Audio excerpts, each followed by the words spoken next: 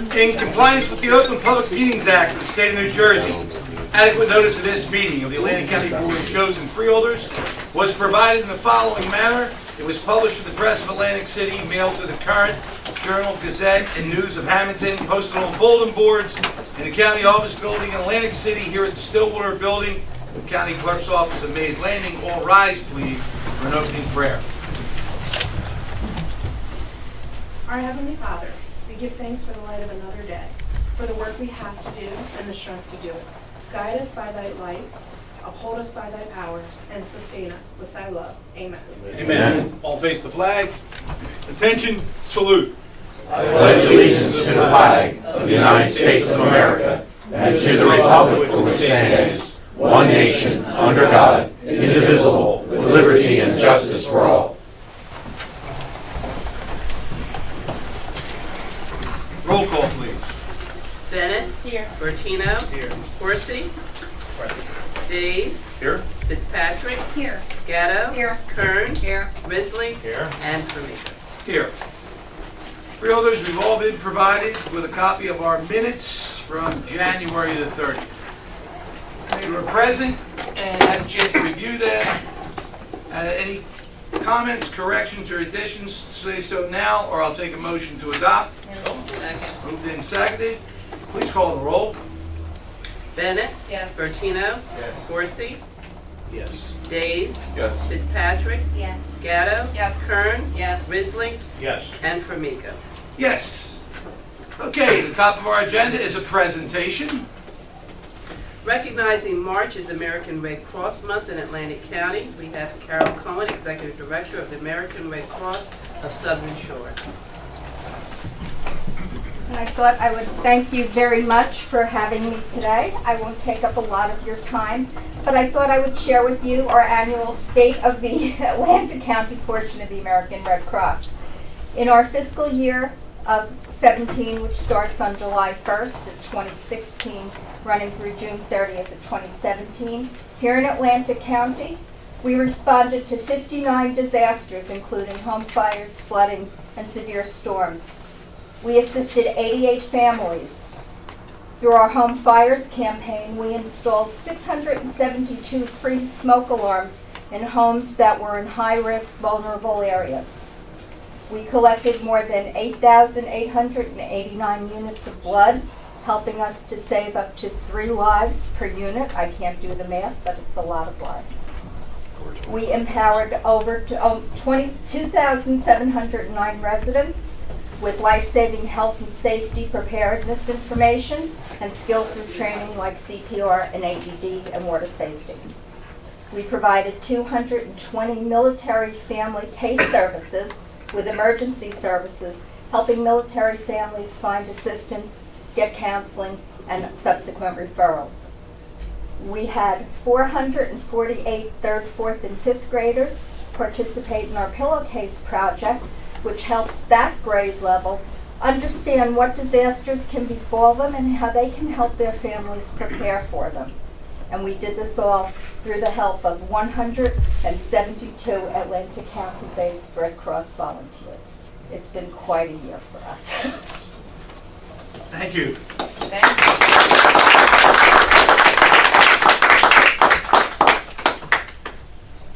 We have a little proclamation that we'd like to give you.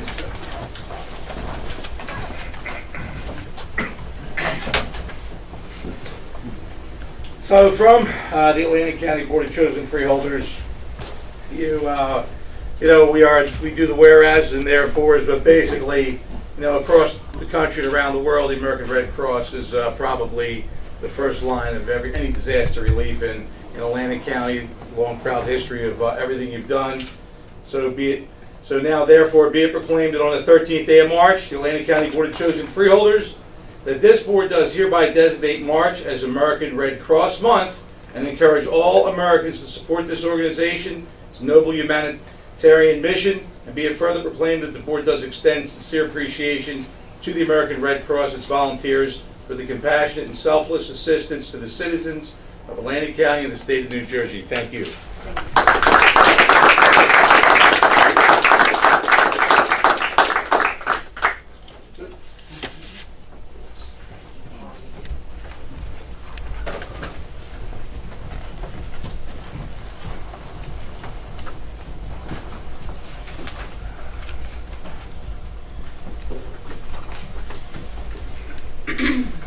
Okay, and we'll move on to our first order of business. Ordinance number 4. An ordinance to vacate and abandon a site triangle easement across part of Lot 4 and Block 7002 along East Landis Avenue in Buena Vista Township, first reading. Second. Moved and seconded. This is an ordinance in its first reading. We get these all the time, and a lot for the public, and anybody that doesn't know, abandoning a site triangle easement is something that people don't usually understand, and that's what I had to do. I had to ask the question when I first heard it. So basically, I believe, and I want somebody to correct me. That'd be our jury. Yeah, we're engineering, you have Right. county council. You are prohibiting any development or anything to be built in an area that will impede the vision of traffic looking at a corner. Is that correct? That's correct. Okay. And the reason for the abandonment of an old easement is the establishment of a new easement based on ASHTO, which is what we use now, rather than the old criteria that used to be contained in the county's LDS. What is ASHTO? ASHTO is the American Association of Highway Okay, Safety. it's an acronym for Yeah, one of those. highway standards. Yes. I hate acronyms. Yes, and it's a different criteria based on speed of the roadway and the type the type of roadway itself that we established the new site triangles on, and that's different than abandoning an old, forgetting the old one.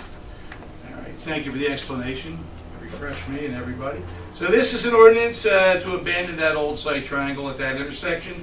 It is in its first reading. We'll welcome public input. In its second reading, we will call the roll. Bennett? Yes. Bertino? Yes. Corsi? Yes. Days? Yes. Fitzpatrick? Yes. Gatto? Yes. Kern? Yes. Risley? Yes. And Formica. Yes. 82. Resolutions, 82. Grant acceptance from the New Jersey Department of Community Affairs for the Universal Service Fund County Welfare Agency Administration Program, amount not to exceed $10,352. Second. Moved and seconded. Any public input here on this grant acceptance? Freeholders? All those in favor say aye. Aye. 83. Grant acceptance from the New Jersey Department of Community Affairs for the Low Income Heating and Energy Assistance Program, County Welfare Agency Administration Program, amount not to exceed $16,189. Second. Moved and seconded. Another grant acceptance. Public input. Freeholders, all those in favor say aye. Aye. 84. A funds exchange program cost reimbursement agreement with the New Jersey Department of Transportation for fiscal year 17 transportation trust funding for the costs associated with the resurfacing of Washington Avenue in the city of Pleasantville in the amount of $1,646,477.54. Moved and seconded. Okay, this again is a cost reimbursement, sort of like a fund. Public input. Freeholders input. All those in favor say aye. Aye. 85. Amended professional services contract with Michael Baker International for engineering design services for the replacement of Nakoti Creek Bridge, PR-07, Old New York Road, CR-610, in Port Republic, net increase $167,700. Second. Moved and seconded. This being a change order of sorts. Any public input? Freeholder input. Mr. Corsi. I'll yield to my senior member first. Mr. Bertino. Thank you. I was going to ask already, to give the board an explanation. You notice my eyes didn't even look. I'm looking straight ahead. Change order. Go ahead. Great peripheral. It's great peripheral. Yeah, why are we spending this extra money, basically? We're spending this extra money because we have to. If anybody's familiar with this bridge, this is one of the bridges into Port Republic. This is the one that is right now reduced in the limited to. Is this on the inside of Route 9? Yeah, this is. Is the inside that goes to Absecon, No, this is the bridge going into Port Republic. from Absecon? From basically from Smithville, Okay. the Smithville area there. And so we this is for the design portion, and we're in the middle of design. There were permits, DEP permits, and there were permits from for cultural resource issues that were not anticipated in the original proposal. And so this is for extra work associated with that. There was also additional soil borings that were needed, and there was redesign associated with the utilities that when we got into design, we had to work around. Currently at that bridge location, there's overhead wires and for electric, and there are under the water Verizon conduits that had to be avoided during the design. During the design process, we evaluated whether or not the use of barges during construction was the best way to go, or to construct a trestle as part of first the demolition of this bridge and then the replacement. This is for a complete replacement of that bridge. The determination, both in costs, well, mainly due to cost, was to utilize a trestle because it enabled us to work in all of the conditions. There would be in-water restrictions that the DEP would apply to us if we utilized barges in that area, and we wanted to be able to continue to work, so when we actually get to the construction, it wouldn't slow the process down. To spin backwards, we selected Michael Baker because when we got the bids in, we got qualified bids from 9 bidders. One of the bids we did throw out because it didn't include, it looks like they went short, but we interviewed Michael Baker, Pannoni, and Urban, the 3 other lowest bidders, and selected Michael Baker, who was right in the middle of the other 2 and not too far away. These bids ranged from $400,000 all the way up to $1.4 million. So there was quite an evaluation in selecting Michael Baker. We've used Michael Baker before, and this is all extra work, not anticipated, not written into the RFP, and it all either was generated because of the change in design that I just talked about, and or what the state said regarding the cultural resources of that historic bridge and what we had to do with regard to those studies and the environmental studies for wetlands permits. So that's the costs. I want to make it clear that this $900,000 is strictly for paperwork. It has nothing to do with construction. This is all engineering, right? Permitting. This is all soft costs. This is all soft costs, and the additional work is $167,700. Yeah, and so every time we come to this part, and I don't care if when we were redoing the museum out there, at Weymouth or, in Estelle, and we found out we had, balloon framing, which we didn't find out we had, and then it cost us an extra like $400,000 to frame the thing. I just am baffled that we get the engineer in here, and I see the state comes along and changes something because they have some sensitivity. Did the state not give us the permitting before we started the engineering? Oftentimes, until we have a conceptual design, we cannot have a pre-application conference with the DEP that will tell us what other permits are necessary based on that design. Well, that's a policy we should change right today. Well, That's a policy we should change right today. but it's not our policy. Well, I'm just saying, but we should have a concept. I don't disagree with you that it would be great to be able to have all those answers up front. Well, I know Pannoni, I know Mazer, I know all these other engineering firms, and to be quite honest with you, I don't know Michael Baker. I'm sure they're responsible, but if they'd had a concept designed to the DEP, we didn't know the cost ahead of time. Oh, there was a concept. There was an initial phase to this project that included a concept. However, when we worked with Atlantic Electric in the design of these are transmission lines. It restricts how close you can work next to the lines when you're constructing the bridge. So to determine the type of bridge that we had to design and avoid actually relocation of those transmission lines, there's only we can only work within a certain area. What percentage of this 167,000 in pencil work was caused by those transmission lines? I don't have that with me. I'm just saying, I don't have that. But what I was trying to point out is that there's several factors that enter into this particular bridge, both because of its historic nature.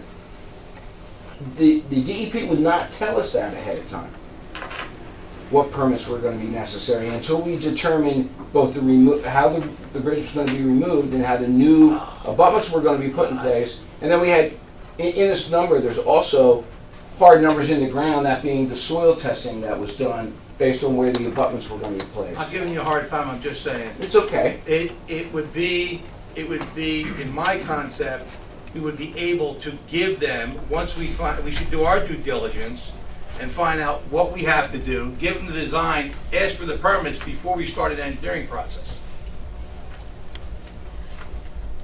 Chairman, if I may. Can you And I got one other thing, and Jerry, give them the real engineering. This is the design that gets me to that place. This is what we're doing. okay, well, I'm here, Jerry, all due respect. Yeah. I'm hearing that we're paying because we have a sensitivity to the utility lines, which you're not allowed to work within so many feet. In Atlantic City, there's an ordinance.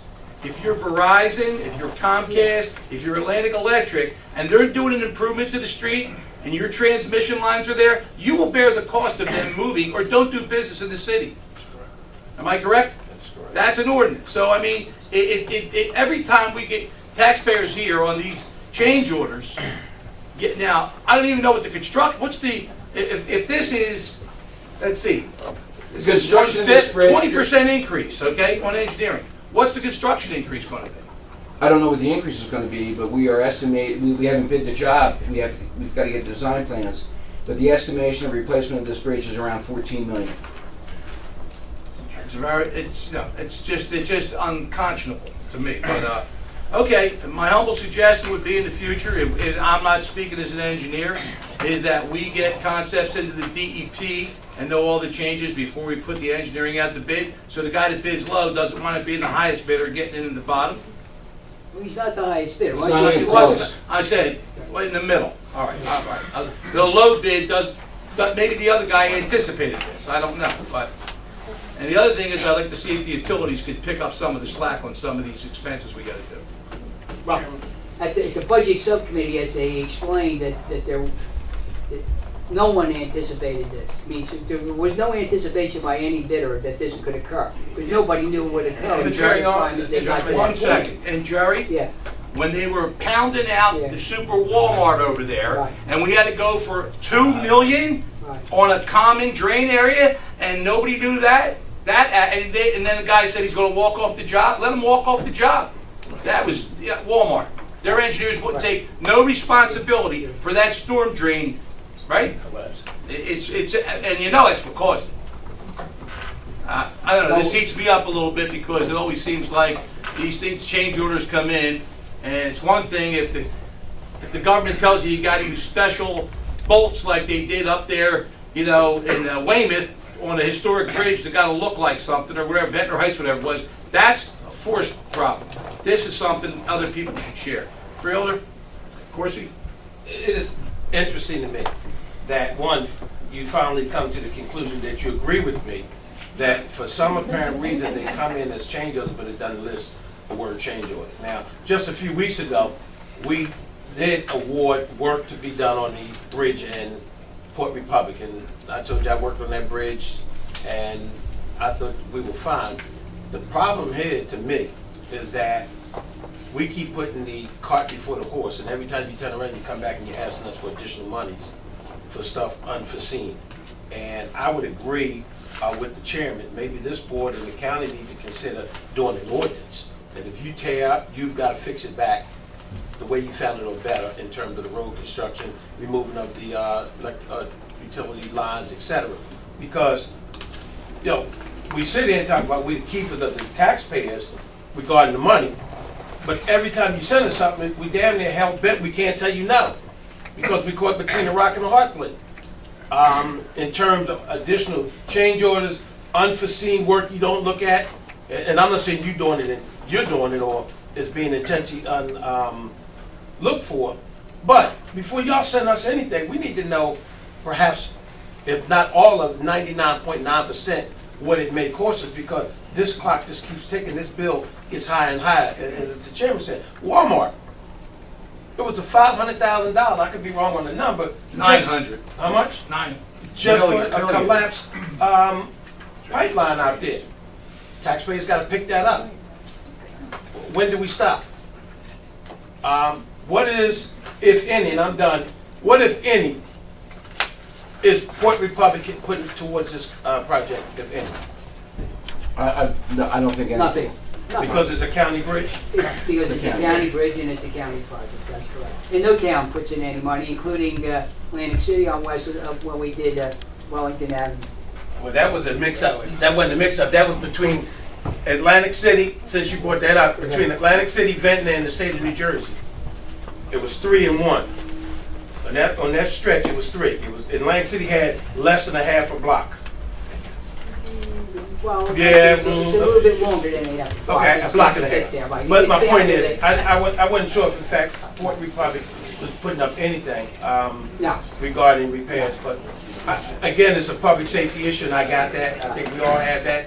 But I'm always skeptical when we keep bringing this stuff up and it's change orders without the word change order on it. Well, I think we That had this sounds like some conversation, I think it's clandestine- called an amendment because. Yeah, but it sounds like some esoteric, some backdoor stuff from the outside engineering, some... It's a deep state. Yeah, and then you question from whence come the deviation. No, but the amendment is because we made the decision based on conversations with DEP that we had to do this extra work. So it's called an amendment because we're the ones who were told we have to do this work by DEP. It's a change order. You generally, when a contractor goes out there, the conditions change in the field, and then he's asking, or she's asking, or whoever the business is, asks us that we believe it's for this reason, and then Mark's then vested with the responsibility to deal with their engineer on whether or not they go through or not. That's the kind of understanding. All I'm saying is, that let's see if we can come up with some ways to get some radar ahead of ourselves on things that we don't anticipate before we get the bid out there. And I mean, I know we got to get it done. I'm not picking on you, Mark. I'm just saying it's like, No. it's aggravating. I would I don't mind like making on him, you get paid to be Mark, picked hold on. on. Just, I would like to make this recommendation, so people who think they understand these jobs, is maybe put a committee together, and we'll sit with that committee when we think we're going to run into problems, so you guys, or ladies, can sit there and listen to what they have to go through in order to get to the point that we are today. Yeah, but at least you This know is in not- advance. We're not coming down the back I don't end. know how you find out in advance that DEP is going to tell you they consider this to be a historic structure. Now you're going to have to go do some other kind of permitting and studies. You can't do that. We try to anticipate every permit that's necessary. And until we get into the design itself and have these meetings through the design process, we don't know oftentimes what's going to be necessary until we get there. In a case like this, some of this work we could have put out the bid again. Like the cultural resource survey that they wanted, to the detail that they wanted for this bridge, to document this bridge prior to it being removed, we could have put that out the bid. We could have gone through all the bid process and taken it someplace else. We know that we're going to get we got a better number here than if we put it out the bid and we already had the people working. So to stop and go do that is completely Yeah, counterproductive. not to be in the dead this case. horse, not to be the dead horse, but we now know the standard of how close we can work to underground conduit for the electric company, right? This only had to do with the trestle construction and where it could be that we, with regard to those lines. But Oh, are you talking about the underground? I said, Verizon now we line? know that there's a limit to how close we can disturb an area where there is underground conduit, correct?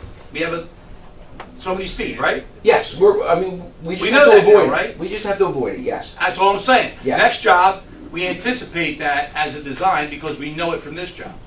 But we couldn't anticipate the type of construction necessarily All right. until we get into the I don't want to design. beat a dead horse. Okay. Yeah, I the early mean, days.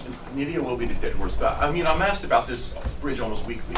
So how much is this gonna delay, I guess, the design process? Do we have any idea on that now? 'Cause every time somebody asks me, I ask a question, I'm told it's in design. And I tell them it's being designed, and now it's, Not only is it in design, it's substantial, the design is substantially complete. We're very close in the design process. As soon as this permitting is done, we then can package this thing to go out to bid.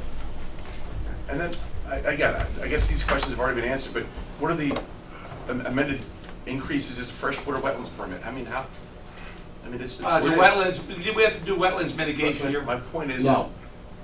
How do we not anticipate that? It's Port Republic, there have been discussions, but it's been delayed because of the The historic significance of Port Republic. DEP permits, there are numerous DEP permits. There are 15 general permits under wetlands permits. Until they're identified, you don't know which of those different general permits or an individual permit is required on a project. If we can squeeze a design into a general permit standard, then we don't have to go for an individual permit. And so the thrust is to try to do that. If it can't be done, if the DEP determines that no matter what you do, it's going to be an individual permit, then you've got to move forward with that type of application or you're stuck.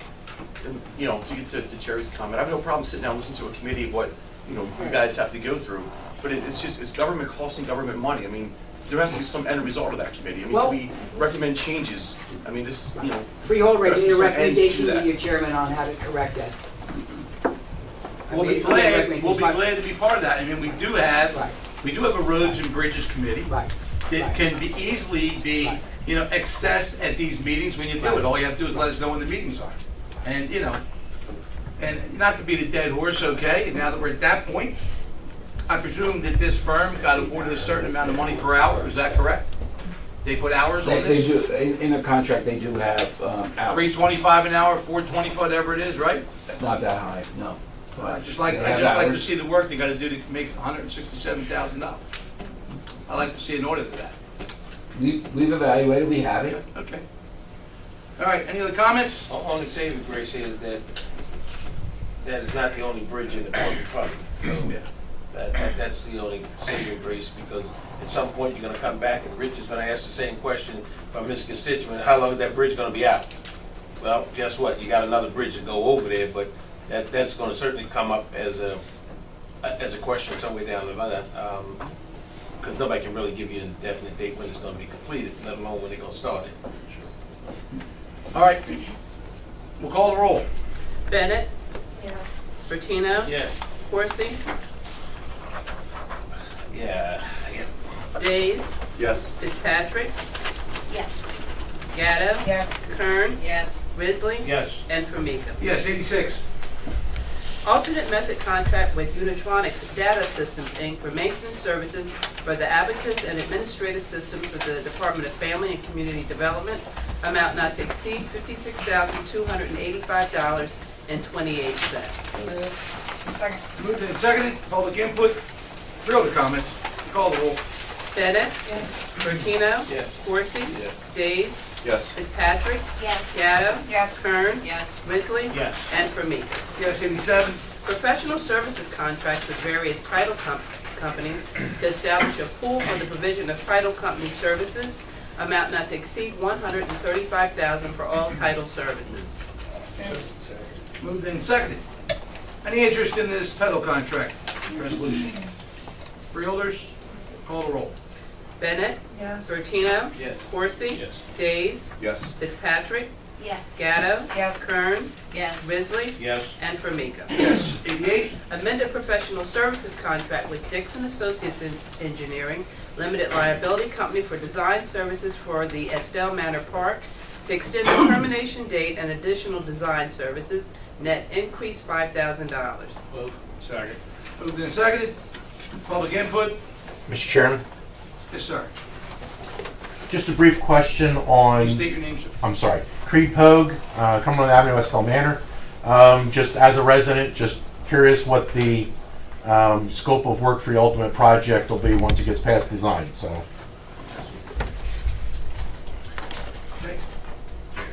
Yeah, Jerry? Chairman, freeholders.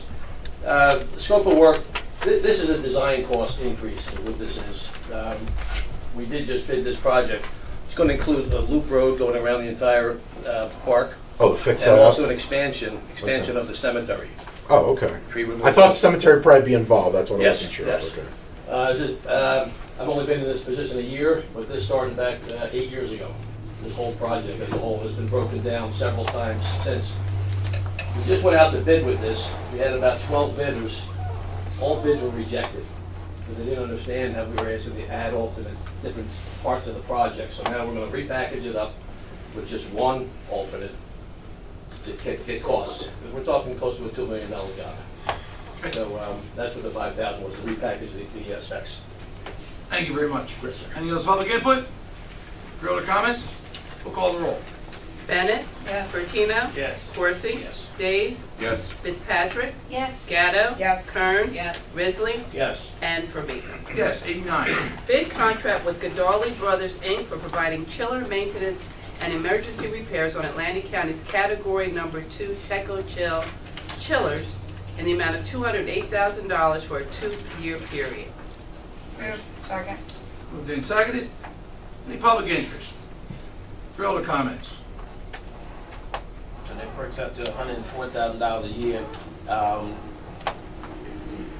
With that Jerry explained, so you understand, Phil, what the money's really for. Of course, this is a 2-year contract.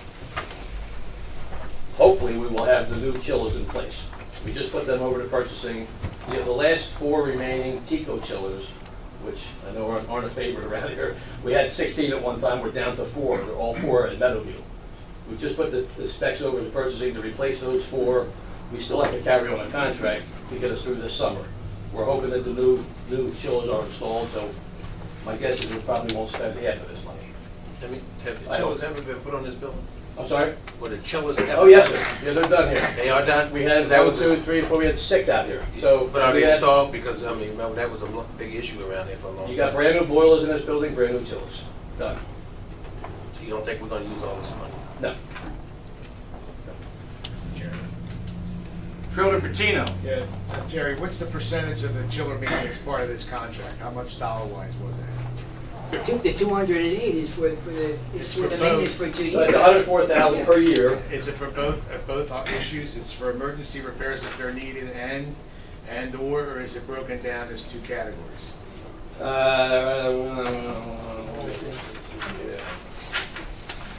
There's parts and hours.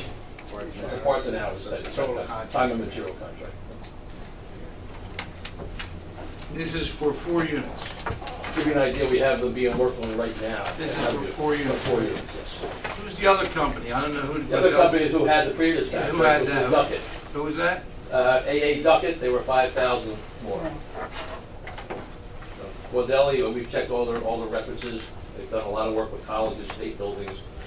So I could talk all afternoon about this. Anybody got any comments? Any other freeholders want to comment on this? Good. Okay. Call a roll. Bennett? Yes. Bertino? Yes. Corsi? Yes. Days? Yes. Fitzpatrick? Yes. Gatto? Yes. Kern? Yes. Risley? Yes. And Formica. Yes, 90. Change order number 1 and final contract with South State Inc. for priority repairs to Mill Road Bridge A.04 over Absecon Creek. Net increase $23,815.65. Second. Moved and seconded. Public input on this change order. Freeholder comments. Change order. It's a public safety issue. It's something to support it, but it's not a change order. It's part of life. You're right. Yes, Freeholder Days. Jerry, I realize part of this increase is due to an increase in the cost per hour of the police? Yes, that's correct. Correct. And it was delayed at the request of the mayor of Absecon? That's correct. So has Absecon been asked to reimburse at all? No, I don't think that was a conversation, no. The engineering department didn't have a conversation with Seeking with regard to that, no. But it was delayed at the mayor's request, correct? Yes, it was, yes. Any other comments? Or, can I get it? Freeholder Corsi, if I may, please. Rick, will you explain that again? I'm a little slow. Well, I mean, the additional support information says that the police contract increased due to the delay in the repair work from 77 to 85 miles per hour. Absecon asked the Why? county Just to what- delay there was a Absecon asked the shortage. county to delay the project because they were doing work in the town of Absecon. So they asked us to delay the project so they could get their project done. Correct. Now, is Absecon asking the county to pay the additional police detail work, a dollar amount? Of course. Yeah. Why are we paying it if we're doing the work in the city of Absecon? We have to provide conditions, Excuse me. safety. Wait a minute, but Chairman, all due respect, all due respect, the contractor, and I could be wrong, normally a contractor goes into a town and they hire that police department to do safety. Why are we picking it up, the county? That is the way the contract is. And they are paying, the contractor is paying that, but that rate was in the contract. And then Absecon changed their rate. I got That that. is a small. Why are amount. we paying it? Because they changed it, I'm asking you. Well, how would the contractor know that Absecon was gonna change the rate? Follow me. Okay. If I told you it was $72 an hour, Mhm. you agreed to that $72 an hour, I'm Absecon or I'm the contractor? okay? We- But you Wait. changed it. Why am I picking it up? I'm asking you. We already agreed to whatever that dollar amount was. So why would you come to the county and ask us to pick up the difference? We, the county, contracted with the contractor and estimated the amount of hours. And specified what the rate is.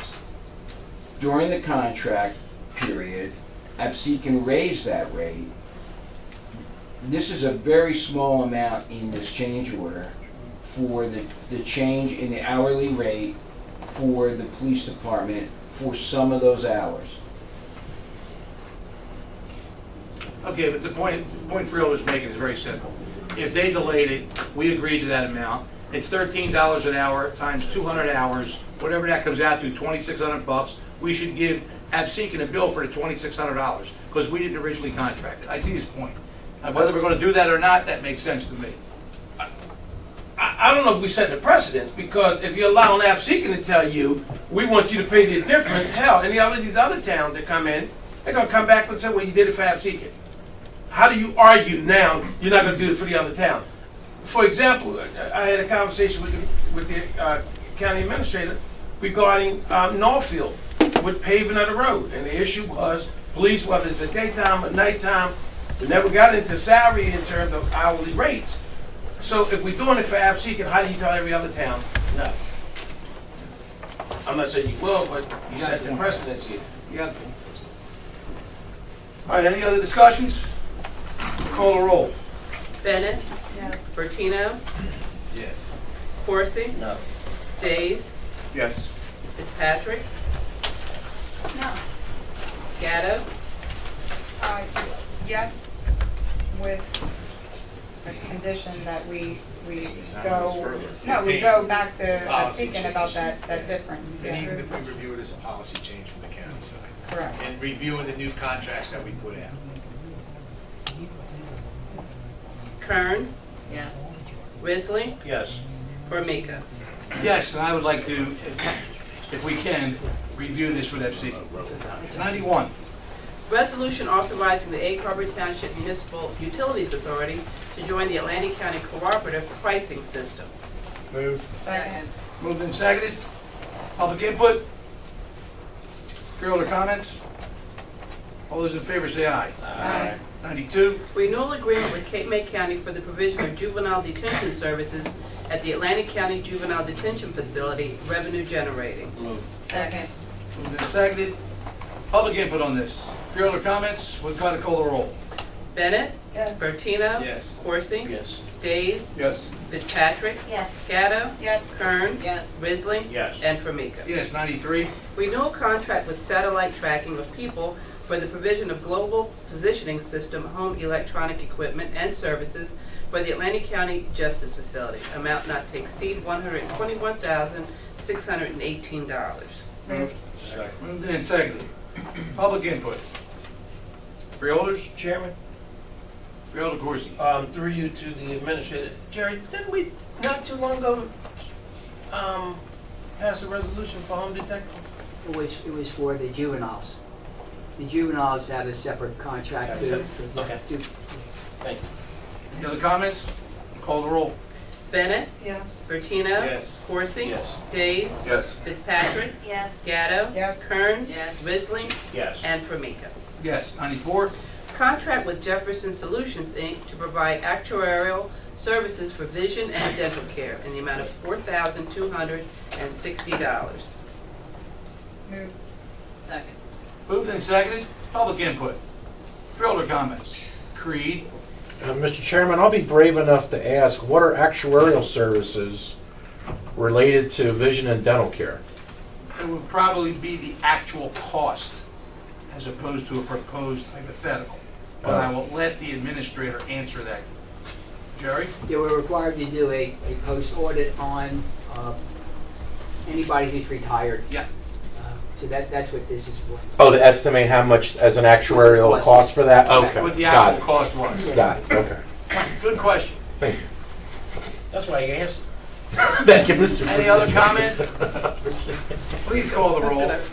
Bennett. Yes. Bertino. Yes. Coursing. Yes. Days. Yes. Fitzpatrick. Yes. Gatto. Yes. Kern. Yes. Risley. Yes. And Formica. Yes, 95. Amended alternate method contract with Trapeze Software Group, Inc. for the provision of software maintenance and support for the 2 newly acquired vehicles, net increase $897. Moved. Second. Moved and seconded. Any public interest on this contract? Freeholder comments? Let's call the roll, please. Bennett. Yes. Bertino. Yes. Coursing. Yes. Days. Yes. Fitzpatrick. Yes. Gatto. Yes. Kern. Yes. Risley. Yes. And Formica. Yes, 96. Additional appropriations pursuant to NJSA 48:4-20 to the 2018 temporary budget. Moved. Moved and seconded. Public input? Freeholder comment? Chairman? Freeholder Gatto. Thank you. We discussed this in our budget meeting yesterday. It looks like we're gonna have to do this, hopefully, it will be the last, but really, we're gonna have to continue to do this, until we're able to introduce, which we won't be able to do until we have some decisions from Atlantic City, which we're not anticipating at this point until the end of March, early April. So that's, the reason for having to do another temporary budget. Thank you. Freeholder Corsi. First of all, let me correct my colleague over there. I don't think you're waiting on the answer from Atlantic City. I think you're waiting on the answer from the state of New Jersey. Well, the state, correct, So we yes. want to be very clear about that. I stand and corrected. Very Freeholder. explicit. Thank you. Because every time something goes, they always say Atlantic City, but. That's what The it's state- usually, because it's usually true. Regarding But not in this situation. Regarding Atlantic City, Yeah, right. yes. It's usually true. The other thing is, Chairman, all due respect, Jerry, what was the temporary budget we passed earlier? 88 million? No, it was just shy of what, I can't hear you. it was just shy of the budget that we're introducing today. Just shy. It's 25.26% of last year's total appropriation. That's the requirement, that's what we're allowed to do. That would take us through March 31st. Since we're not going to have an adopted budget by March 31st, we have to introduce another temporary budget for a 3-month period. It's 25% of the budget. Correct. Now, my next question was going to be, Jerry, please tell me that you have, or at least your staff, have not heard back from DCA. Because part of this is the power and the percentage of the power. Would that be fair to say? Correct, that's right. And so that's the real holdup here. That's Correct. So right. please tell me that you or your staff are saying DCA has not gotten back to you with your Yes. dollar amount. DCA wrote us Okay. an email. Is this the second one? The director, no. The director wrote us saying until Atlantic City's budget is completed, we will not get the revenue that the state, or that the casinos have collected through gross gaming revenues. At the point in time that they're finished with Atlantic City's budget, they will give us a number. Now, would it, At the most recent mediation hearing, the state was not represented. The state was not represented by a decision maker. They were represented by a lawyer from the Chiesa firm. When asked the question, when will the county get their funding, the answer was the end of March, beginning of April. And he confirmed that it's no longer 120 million, it's 130 million for 2018.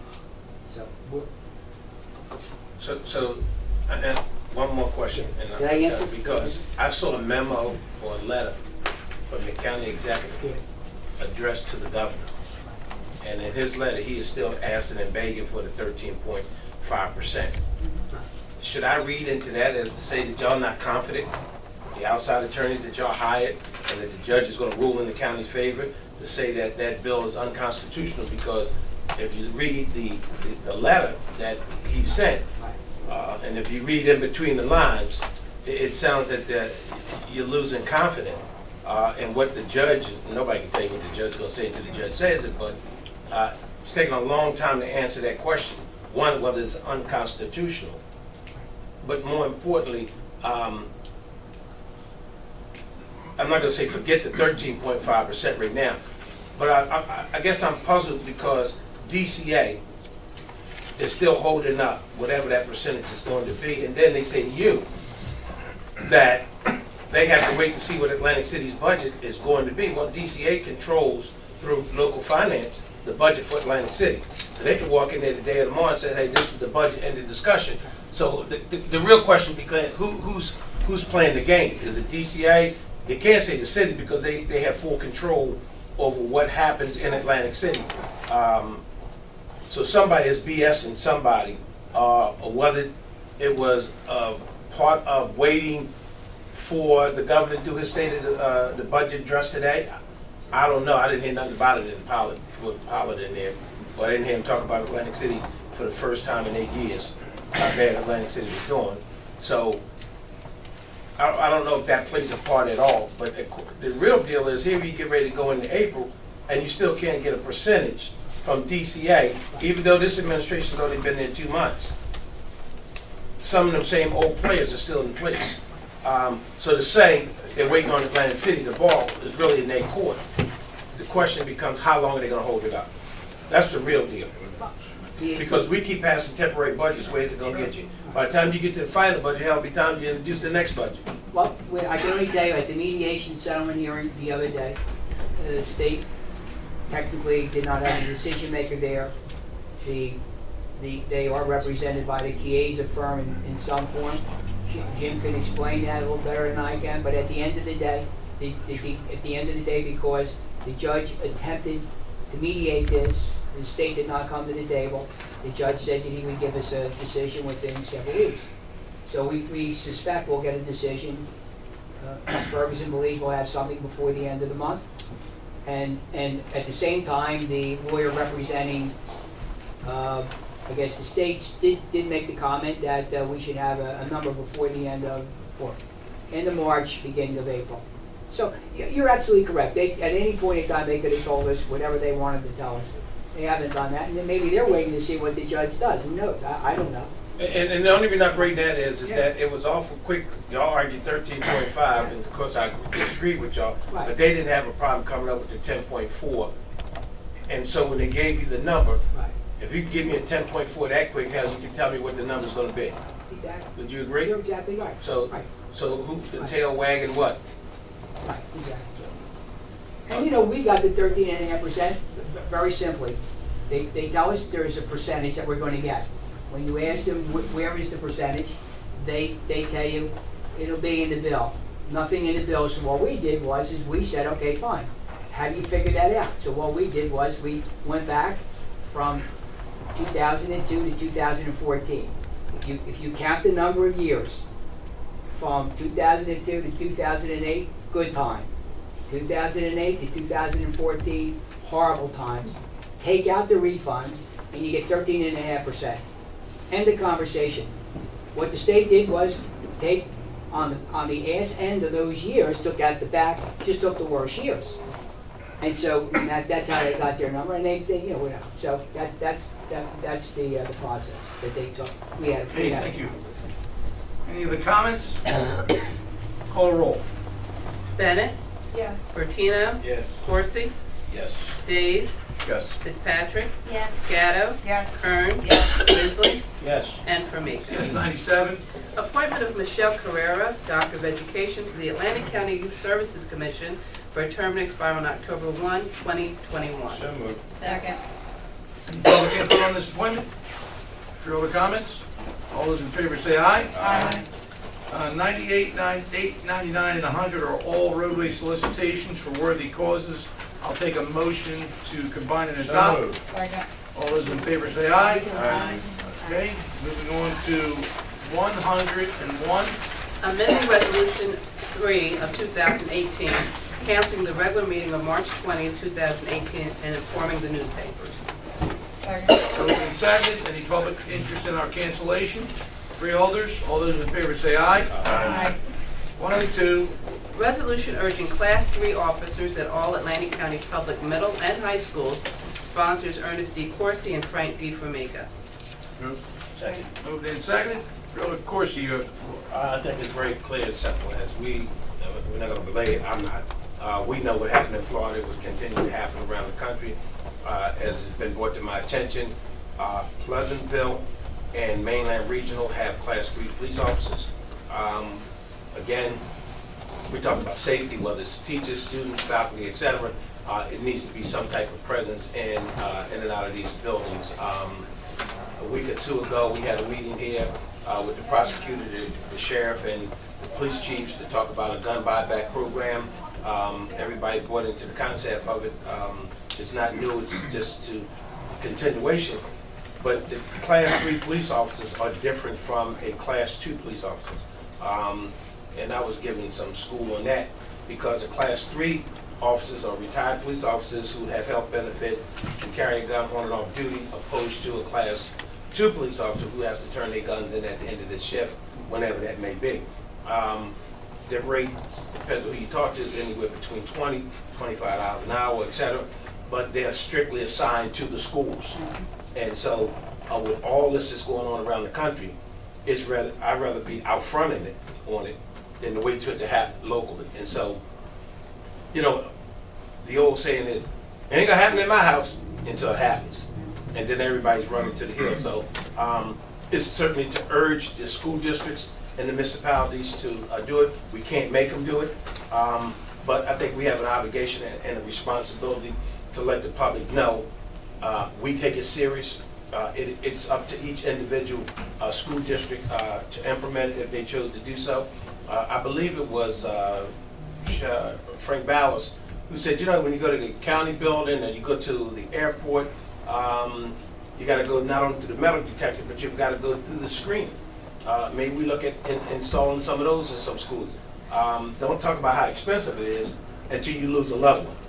And then you want everybody to move every mountain to install this type of equipment.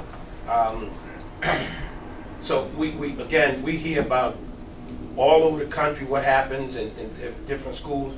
Just yesterday, somebody showed up to somebody's door with a, I don't know if it was a pipe bomb, but you open it, they get blown up. Mail bomb. Mail bomb. I mean, it's just all types of stuff. I see one school district banned it, book bags. But again, it's a request, or we can't make them do it. And so, not that we're going to put the onus on them, but we certainly encourage them to do so. So we certainly hope that you can support it. I agree. This dialogue cannot just go silent. I think that we've got to, the purpose of this resolution is to inspire dialogue. We have Class 3s out at ACIT that work excellent.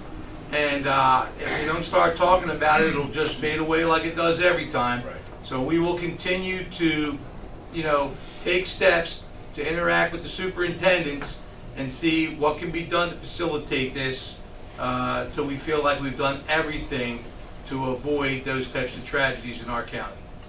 Well, Chairman, if I may take it a step farther, we also had the same discussion, you, Amy and I, when we met at ACCC the other day. We talked about the armed guards there, and we talked about the truth of the matter is that we perhaps need to start looking to make sure that during the Freeholder meeting that we have armed guards. We're fortunate to have our sheriff here today.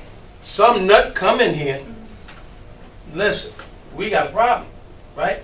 The freeholder in Cape May County, she makes it very clear. She carries. I'm not mad at her. She's allowed to. And she's allowed to. But it only gonna take one incident.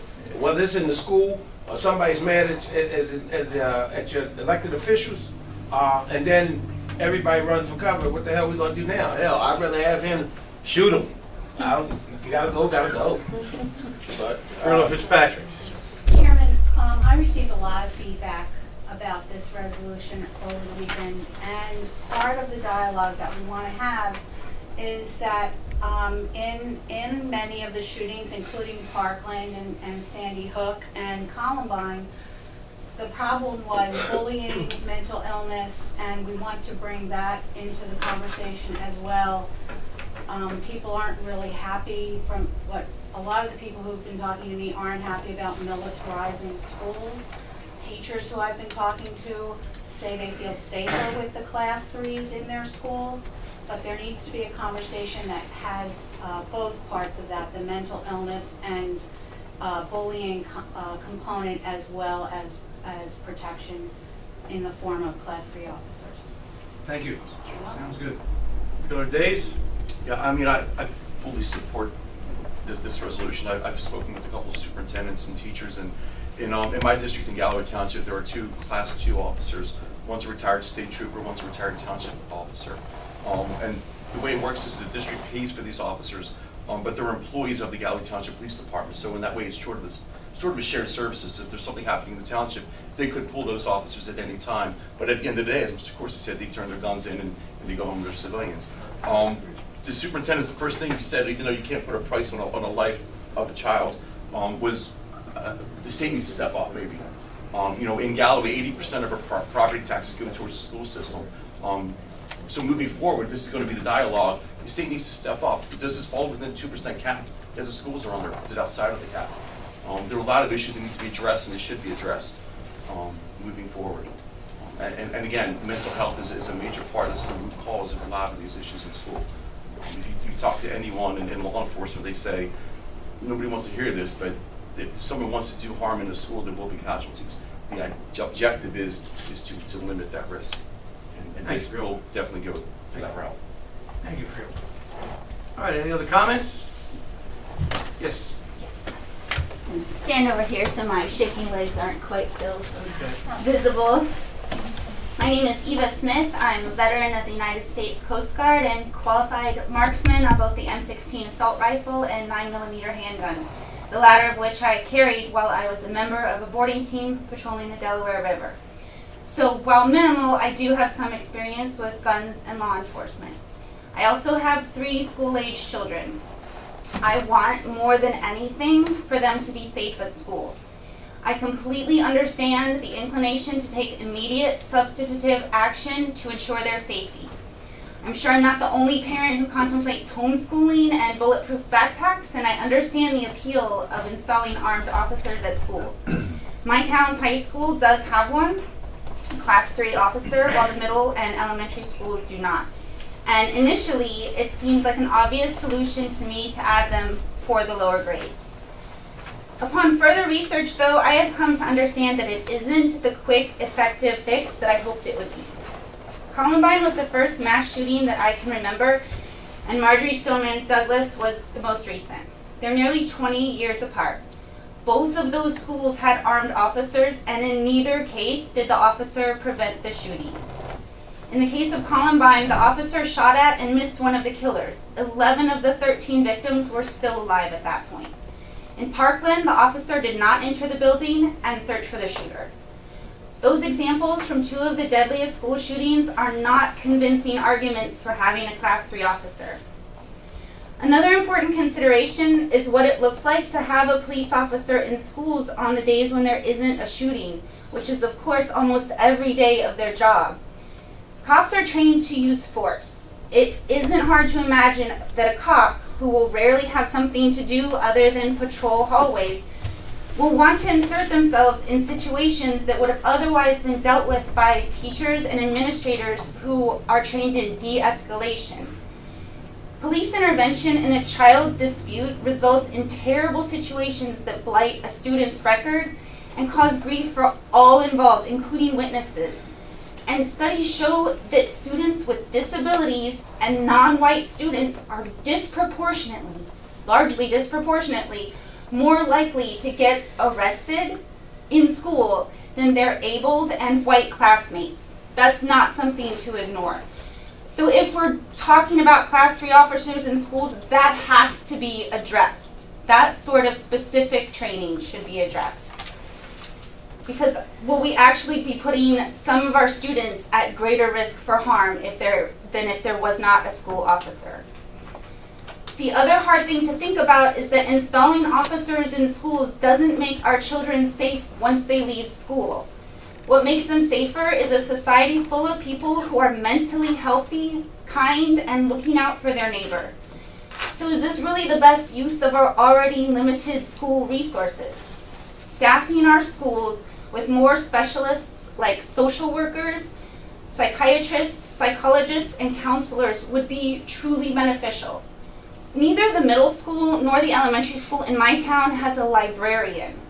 If the funds are available, they would be better spent on creating more positions that help create a healthy school culture, to create more people that don't grow up and harm others in school shootings.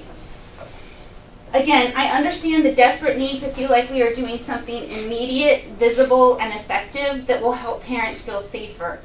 But I really hope that research and honest reflection will go into the consideration of having Class 3 officers in schools where one isn't already present, especially if it will take away resources from other necessary programs. If we imagine this situation as a building with a big crack in the foundation, having a police officer is sort of like planting a bush in front of the crack. The crack is still there and possibly getting worse, but we have a distraction in front of us that diverts our attention and makes us feel better. It's my belief that our resources really need to go towards fixing the crack. Excuse me, what is your name? Eva, E-V-A. Eva, I couldn't disagree with you more on one particular point. We have Class 3 officers who do not get involved in the disputes that are otherwise interacted at ACIT for the last like 8 to 10 years. They're trained. They're professional. My research was... Let me finish, please. But I feel like you're speaking to something different than I was speaking about. You said that wouldn't it be better if police officers didn't get involved in children's disputes that teachers and other counselors should? I'm sorry, I thought ACIT was... I'm not clear what ACIT is. That's a high school or a... It's a high school. Okay, It's I was thinking of tech school. ACT. It's a tech school. Okay, a tech school. Okay, Okay. well, so Okay. I'm sure you did your research, and I'm glad, and thank you for your service. United States Air Force, also qualified on an M16 and a 9mm, well, actually, service revolver, but it just goes to me to say that if the school systems wanted to do something about having more sociologists and psychiatrists in there, they should have been doing that all along with the budgets that they do have. We have 612 school districts for 566 cities. We have 612 school districts. We have more superintendents than 3 states around us. So we got resources to take care of some of these things, if the school Board of Eds were really interested in it. Right now, in a euphoric world or a utopic world, neighbors would care about each other. And there were 2 failures. Columbine was one, and the last school Those are shooting my was another. examples, sir. There's many more where an officer was not able to stop. And there are examples where people that were carrying a gun saved children. So, In any event, I appreciate your opinion. I strongly disagree with your characterization of our Class 3 officers as not being trained and acting Sir, inappropriately I in did the not classroom. speak to your Class 3 officers. I Okay. was speaking to the statistics Okay. of schools that already have an officer in place and how often their students are arrested. I was not insulting your Class 3 officers I just said character. I didn't say insulting. or I said characterization. characterizing. I am speaking to statistics. And I have 5 grandchildren in Northern Virginia, and I'm happy that there's armed officers in their grade school. When you Yes, talk in real- terms of your town, what's your town? Linwood. Is that, would you refer to that being mainland school? Yes, Mainland School District is our high school, and then Linwood School District is the middle and No, I elementary. just said that, I guess, I'm sorry, Jim, if I may. Please. Are you saying that in the middle schools you have class 2s or 3s? No, we have none right You don't have now. none, but the high school does. The high school does, Correct. and that's great. I'm not saying take it away. I'm saying if there was some money that is supposed, I don't understand the money. But my suggestion or thought of discussion is that if there is this money to be had to staff a school with a Class 3 officer, that perhaps it is worth the discussion of, instead of that going to an officer, that it's going towards, for instance, gun safety curriculum. There is age-appropriate gun safety curriculum, and since a lot of gun violence, gun deaths are because of suicide and accidental shootings, the gun safety curriculum is vital, and we should have it in the school. It's a public safety issue. We have taught our children about cigarettes. We have taught them that they need to use condoms. We have been able to talk to them now about high fructose corn syrup and drugs and vaping. We should be able to have the resources in place to speak to them about gun safety. And maybe that's something the Class 3 officer is doing, who also gets trained to be more of a presence and helping learn about gun safety than just their patrolling. Let me just say this, Chairman, if I may. When you talked in terms of additional, and I don't want to misquote you, guidance counselors, et cetera, right? I refer back to this one. A couple of years ago, this board voted to pass a resolution urging Atlantic City school districts to install metal detectors. I go before the school board. They reject the fact of putting in metal detectors, so they turn around and they hired 3 guidance counselors. What the hell were they going to do if somebody came in there with a gun?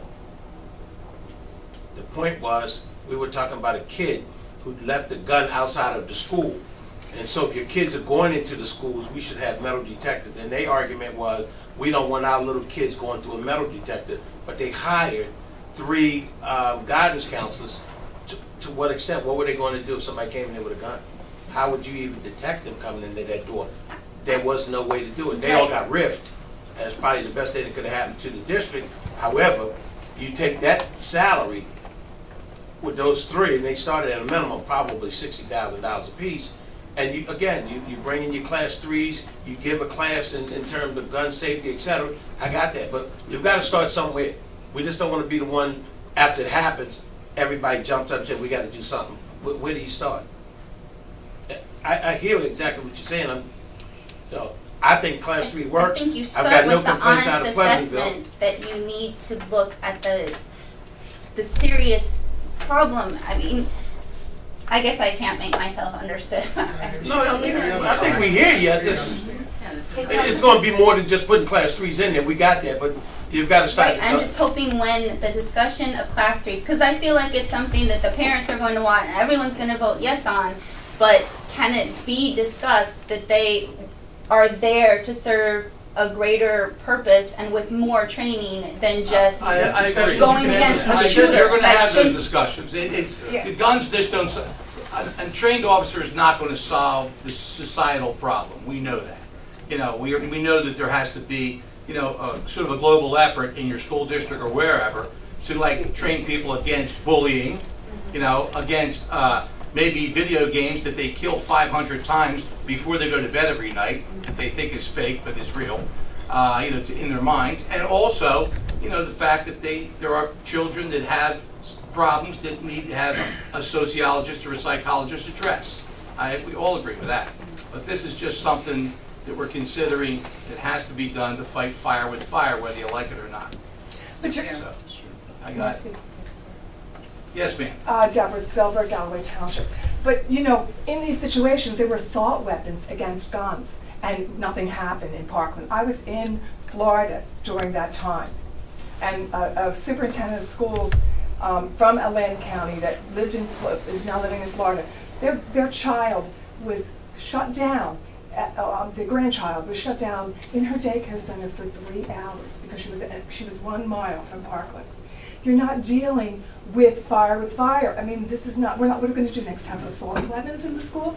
We need, and a psychiatrist does not usually work in a school, they'll work simply, you know, with the child study team. You can't even get a psychiatrist in Cape May County to come live in Cape May County for a child psychiatrist. There's none down there. A sociologist works in a college. Okay, there are teachers in a college. We have social workers and we have counselors. I taught for 34 years in Galloway Township.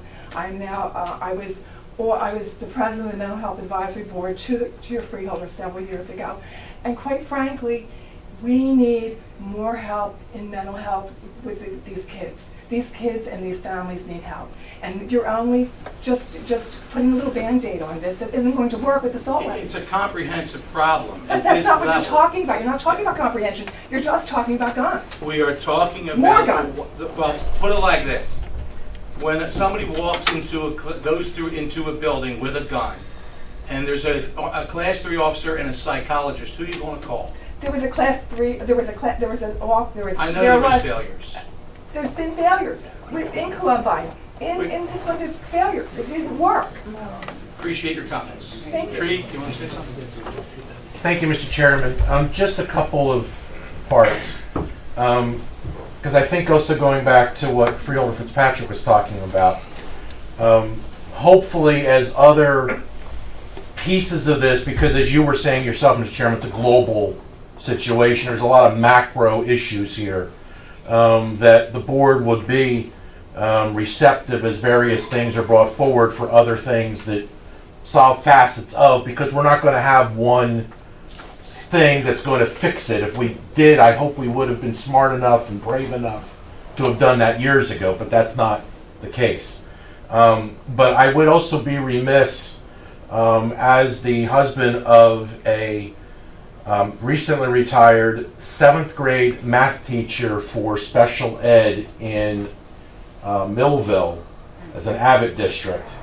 Not to say that school districts across the board, whatever SFG grade they've got, A to K or whatever it is, all have budgetary pressures, all have issues, and certainly are not in a situation of being able to fund, and I know everyone's aware of that, I just had to make sure I said that because then I would be doing bad karma. We're getting your wife mad. That's right, and I try to avoid that. I mean, after all, if that was enough for sainthood, then she agreed to marry me, Mr. Chairman, and that put her right there. There you go. But the thing is that all of those are important things, and it isn't just the school not having chosen to do whatever, obviously, and I think everyone's agreeing on that. But there may also be some terminology and nomenclature issues in some of what's been talked about, because I think it's the school resource officers, the SROs, who wind up being far more broadly involved in particular issues. And this resolution, and part of why I imagine it'll pass 9-0. Class 3s are also treated as SROs. Right, but depending on how it's done in the school, is that's not an automatic, that's what they're going to be. Right. And so therefore, if it's they do more social work than they do enforcement. Right, so if we're talking more about the enforcement side, which I think is where Freeholder Corsi and the chairman were on that, then that also avoids the blurring piece that I think we're all aware of and all sensitive to, but we're not really talking about that at this point. And so How does one become an SRO? It's a 40-hour training course that you have to be certified, either Class 2 or Class 3 or certified officer. You get sent to it. It has a pretty broad curriculum. It's based in a lot of, conflict resolution and... So this resolution could be for a Class 3 officer who is trained to be an SRO. Statutory, So not they just a have to be by statute. Yeah, so they get cross-trained. But honestly, and I don't disagree with you on a lot of the issues that you brought up. Mental health is an issue. Resiliency is something that we should be looking at across the board, from kindergarten through high school. There's a lot of at-risk youth out there, but honestly, it's not only within the school systems or within any place, because anyone, Freeholder, of course, he made comment that someone could pop up here. It's not just schools, and schools are actually a minority when it comes to these instances. So it's a broader conversation, but I don't disagree with the class 3s, and they're pretty well trained in the SRO program. I personally, and I think I spoke to Freeholder Fitzpatrick briefly about it, I think they need more training as well. If we're going to put them in there, we should train them, because there has been failures, but there's been failures in the public health side as much as there has been in the law enforcement side. It's a big, broad issue. This resolution is to initiate this kind of conversation. Absolutely. And that's all we're doing. And I totally agree with you, ma'am, that, as we get into this, you get people in there, they've got to have all facets of this problem touched, trained upon, interaction, a different approach on how we take a look at bullying, a different approach of how we take a look at, classifying people, whether they have special needs or a different color or they're Italian or whatever. I mean, we have to treat people differently in the classroom. And it's this kind of a problem, but this is a start to spur this conversation. How does the resolution happen for gun safety curriculum? Well, it needs to be addressed. This resolution is strictly for encouraging our schools to talk about getting Class 3 officers in there as a front line of defense, agreeing it's fallacies and it doesn't solve all problems, but it starts there. It would be a But different again, resolution. you have the discussion with the superintendent of schools. We have no authority to mandate that. We are just, a lot of times what this board does is try to start a dialogue with its constituency in the county. And that's what we're trying to do. We can control the schools that we run, which are the Special Services School. If you're not aware, it's one of the best in the entire state, ACIT, and Community College. They're the only 3 schools that we have direct jurisdiction over their budgets and what to do with them. But we may see a shared service coming along about a lot of things in the future, not necessarily just the Class 3s. Freeholder Fitzpatrick. Eva, I just want to make sure that you know and everybody knows that this law it was enacted 2 years ago at the state level, creating the Class 3 officers. We are not creating that. I understand. We are just merely saying this exists and we have this resource, and maybe we should encourage our school districts to think about using the resource. You could be a Class 3 officer, primary military. I'm just thinking if my school district had that much money. Right. Well, it's not that expensive. No, it's $22 an hour. $22 There's no an hour. overtime, there's no benefits. They really is low on the budgetary scale. Why don't you cut a superintendent's budget and salary in half? We can put 20 in each school, and they'll still be making $120,000 a year. I hope that's on video tonight. Good. That's a lot of money. Yes, Freeholder Bennett. Eva, I hear exactly what you're saying as a person who works in mental health, in crisis specifically. There is a need for mental health training, gun safety in the schools. Bullying is a huge issue. It is a contagion that I've seen personally since the Parkland shooting, with more and more kids making threats to harm others in the school and having to be brought in. This, I think, resolution just starts the conversation that needs to happen. I think it's just one aspect that needs to be addressed. There is a need for mental health first aid training for people in the school, which I would love to see happen. But this is just one aspect that needs to start the conversation and move the needle forward on that conversation. And just bringing you out today proved that that's what it did. It brought this conversation forward, which you brought up some very good points. But the way the resolution is worded, it doesn't say it's starting a conversation. It says, put these damn officers in the classroom. It doesn't say that either, ma'am. It doesn't say, I didn't see that in there. I acknowledge that. Okay. All right, any other discussion? Yes, Yeah, Freeholder Kern. Yeah, I just want to make note that we did have an officer in one of the schools throughout Summers Point, and this officer did, similar to what you're saying, he did a lot of programs with the youth within the school system, some community outreach program. He was very approachable, and that's the type of officer they wanted in the school and be around, and it had stopped quite a bit. The students became easy, like, to go to him to say, this person is saying this, or this is going on in this classroom, this, that. So there is a lot of interaction with that officer within the school where, you know, it makes that student a little bit more comfortable to approach somebody, you know, in that capacity. So that was working well, but I also want to say, as part of the Mental Health Advisory Commission, that this was quite extensively spoken about, as well it should be. And education is huge.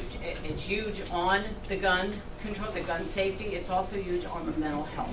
People are not going out for help, especially not understanding how the mental health is already influencing and affecting very young children. They're seeing more and more children coming in for help, for families coming in for help with their children. So they are coming up with some ideas on how to get better out into the youth community, to, you know, let people know between technology and social media what is out there. So they are working on that. It is one of their priorities because they are finding more and more young people come into their programs. And that's part of what I was going to even do tonight, is give some of that information. Dave's just again, being in the classroom every day, my experience at school has been with the officers we have there is that for a lot of our students, this is the first positive interaction these students have had with an officer. Our resource officers, a lot of the township officers are trained in de-escalation initially. And also they do a good job about building that bridge. They've assisted with some other issues inside the township.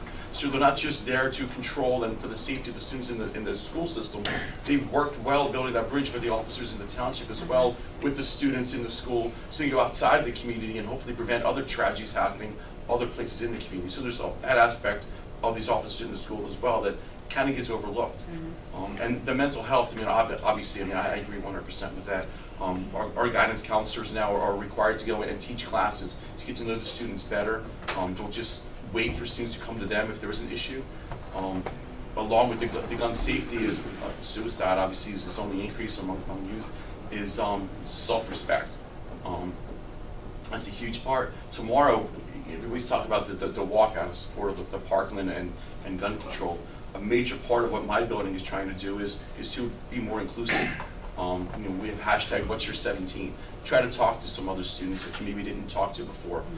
Try to understand where they're coming from. Get to know someone with a different culture, of a different background. And that's all part of this. But believe it or not, even today, I mean, a lot of this needs to start at home. These are conversations that they haven't had with anyone at home. I mean, they're coming to me at 12, 13, 14 years old, and they have this wall up. Like, no, I'm not going to talk to them. Why should I? And I try to tell them, a lot of these instances, the reason people act this way is because they didn't feel like they were part of a group. I mean, one of our school social workers said the most ironic thing to her is, what you hear is this hashtag Eagles, the red and silver, I think maroon and silver, the school colors, is this student didn't feel like he was part of that inclusion. It wasn't part of that hashtag. So she's been trying to educate students about being more inclusive. So all of this, I think, can be part of it, and I think the school resource officers can contribute to that as well with that positive image of law enforcement or someone in the building. Thank you, Freeholder. Any other comments? Call the roll. Bennett? Yes. Bertino? Yes. Horsey? Yes. Days? Yes. Fitzpatrick? Yes. Gatto? Yes. Kern? Yes. Risley? Yes. And Tramico. Yes, one of the three, please. Recognizing March as Women's History Month, sponsors Maureen Kern and Amy L. Gatto. Second. Freeholder Kern, Freeholder Gatto, you have the floor. I just want to say this month to celebrate, to remind us of the many achievements women have made in the past, you know, and the present.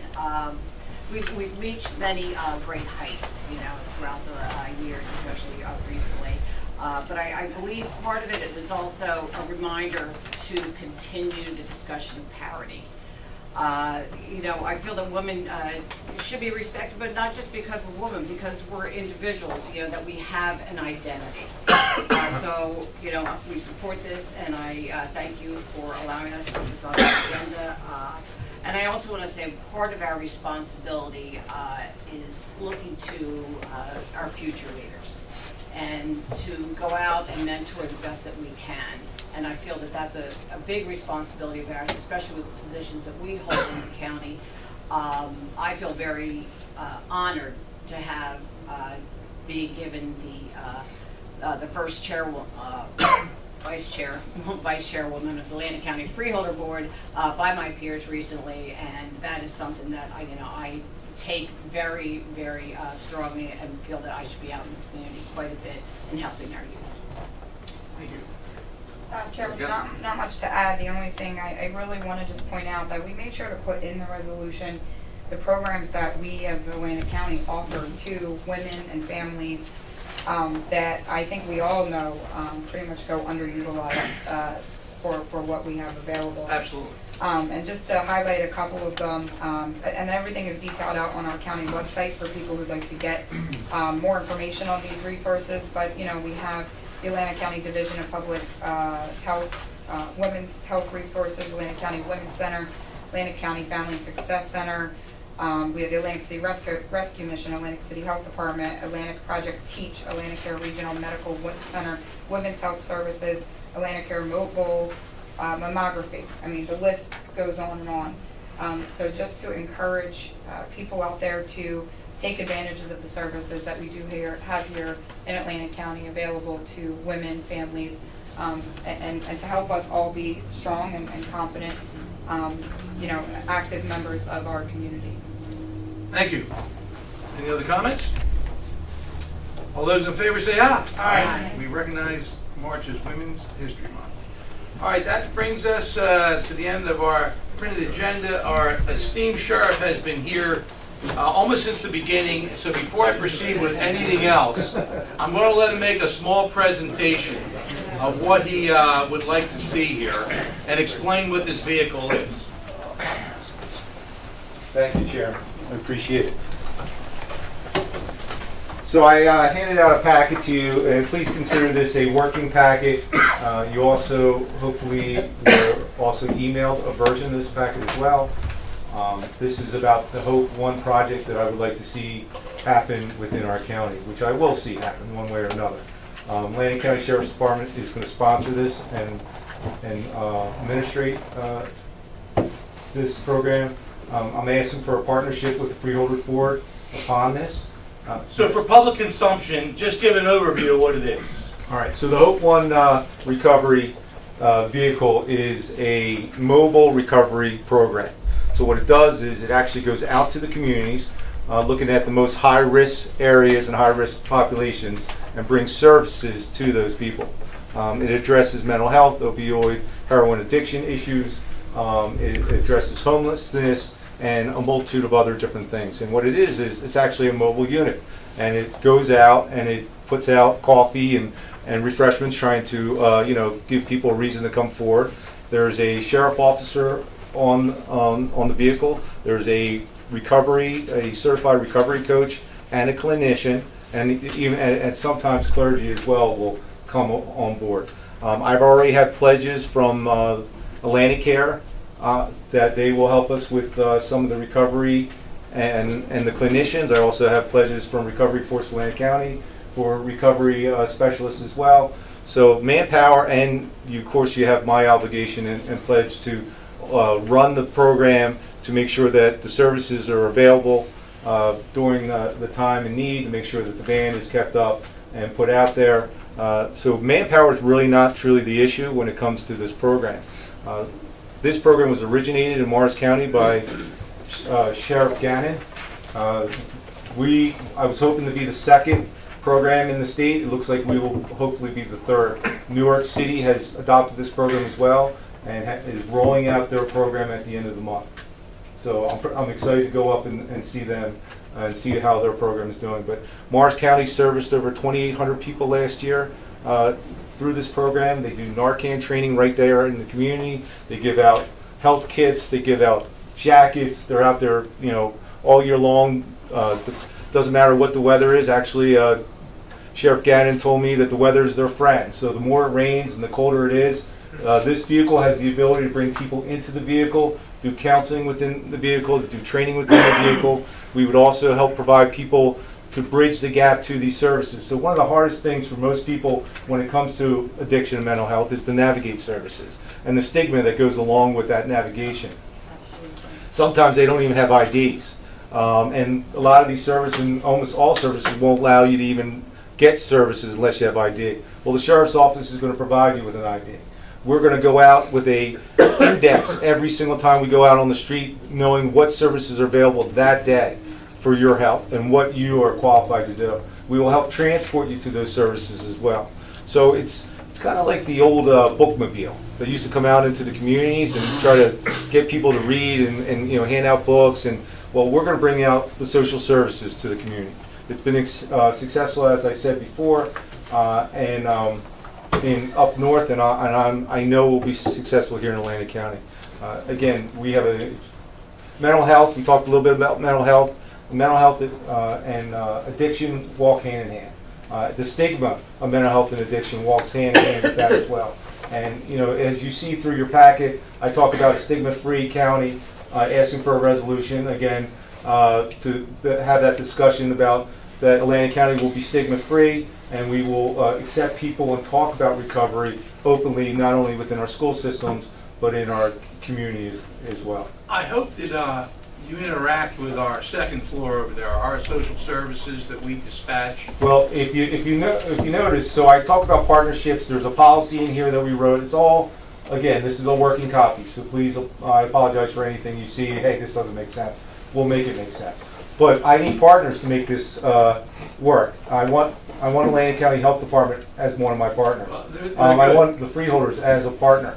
Atlantic Care looks like they are a partner. I see you need donuts here. I got you covered. Yes, right? yeah, thank you. Appreciate it. I don't need them personally. Well, Yeah, so refreshments are a part of it, and so we mocked up a refreshments and what refreshments can cost. Now, that comes to about $30 or so, $35 to go out a couple times a week. But if the county kitchens would provide those refreshments, it would cut that cost in half.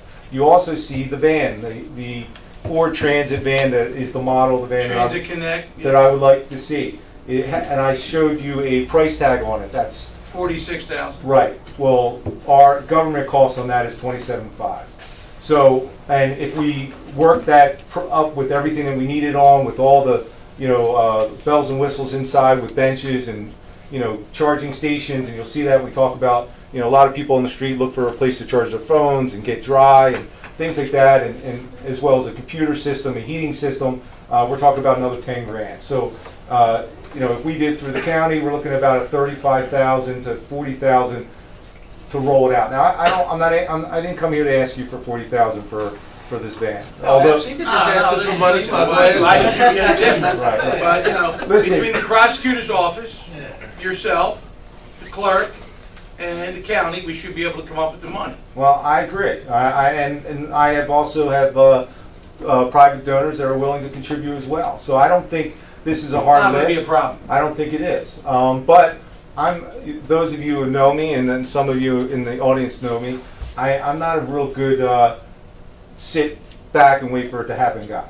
So I want to get whatever we can and get this out on the street, because I truly believe this will mitigate deaths out there. So I'm not waiting 6 months or a year that we come to a funding model to purchase this. If this is the end game and 6 months to a year, we get this vehicle itself brand new on the road, great, I'm for it.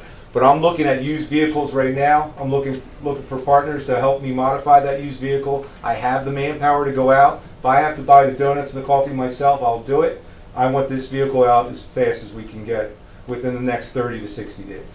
Sheriff, didn't you mention to me also, because we've had a number of conversations on this, I think you mentioned that they may even bring Morris Township's vehicle down here and actually set it up somewhere, so if anybody has any interest, just to see. Absolutely. So I spoke with Sheriff Gannon again, and he is more than willing to bring down Morris County's vehicle and to go into one of our communities in one of our hot spots and set it up. and that we could go and witness it. I witnessed it at firsthand. Now, there was half a dozen uniformed people there, including my staff as well as Newark staff, and people were still coming up to this vehicle in groves. Now, they were doing that for a really good reason, because for the past 11 months, this vehicle has been going all over the county. So they know that this vehicle does help people. There would not be uniformed people on this Hope One Atlantic County. The sheriff officer would be in plain clothes, would be trained as a recovery specialist, so they would not just be there for safety and reasons, but they would also be there to contribute to this program as well. So I'm excited about it. I think we could do a lot of great stuff. It's absolutely needed, as we know, in this county, and it will help. Well, what I think you need to do is you need to give us a proposal of what you need. Okay. Well, this is kind of part of it. That's what we'll work on it. I mean, I give you exactly what I need and how much it will cost. But again, and I know that the wheels of government turn slowly, and I understand why. Let me stop you right there. Let me stop you. He just told you. Give him what I need. Let's get it done. Absolutely, it'll be done tomorrow. Also, do you want a resolution for no stigma? I would like a resolution. Write the resolution. I will. I'll be calling you Freeholder Corsley. No problem. I absolutely would. But I appreciate your time. Thank you so much. Now, thank you for everything you've done with this. I mean, I know you put a lot of time into this, effort, going out, reaching out to all the community members and people's support, so this is fabulous. We all support. Thank you. I'll be right back. Please, Chair, you go. Okay, I'm going to move on to reports of special committees, boards. Anybody have any special reports? Thank you, Vice Chair. I have something from the Atlantic County Board of Agriculture, just a reminder to the Freeholder Board. Tomorrow night is the legislators' night. Dinner that they have, they invite everyone to come at all levels of government to discuss some concerns that agriculture may have and some interaction. You guys are all invited to the Frog Rock. They have it in Hamilton on Boyer Avenue. If you have any questions, you can give me a call. I'll be happy to direct you if you need directions. I know, Chairman, I know you've been there before, Freeholder Corsi, but they just wanted to make sure, I think it's for you guys that may have some questions and thoughts about what's happening in agriculture, which is a it's $1 billion industry here in Atlantic County, state of New Jersey. And it's an important part of Atlantic County. I think it's important for you guys to interact and hear what some of the concerns may be, and offer your thoughts on how to respond to. Thank you. Thanks, Freeholder. Do we have any other reports? I have, I'm not going to belabor this one because we've kind of gotten into it a little bit, but the Mental Health Advisory Board, I have some information I am going to give to the freeholders, and I'm going to leave some if anybody would like any additional. But a couple of these services, the community support services, which is CSS information, talk about activists, these meetings, right, Ashley?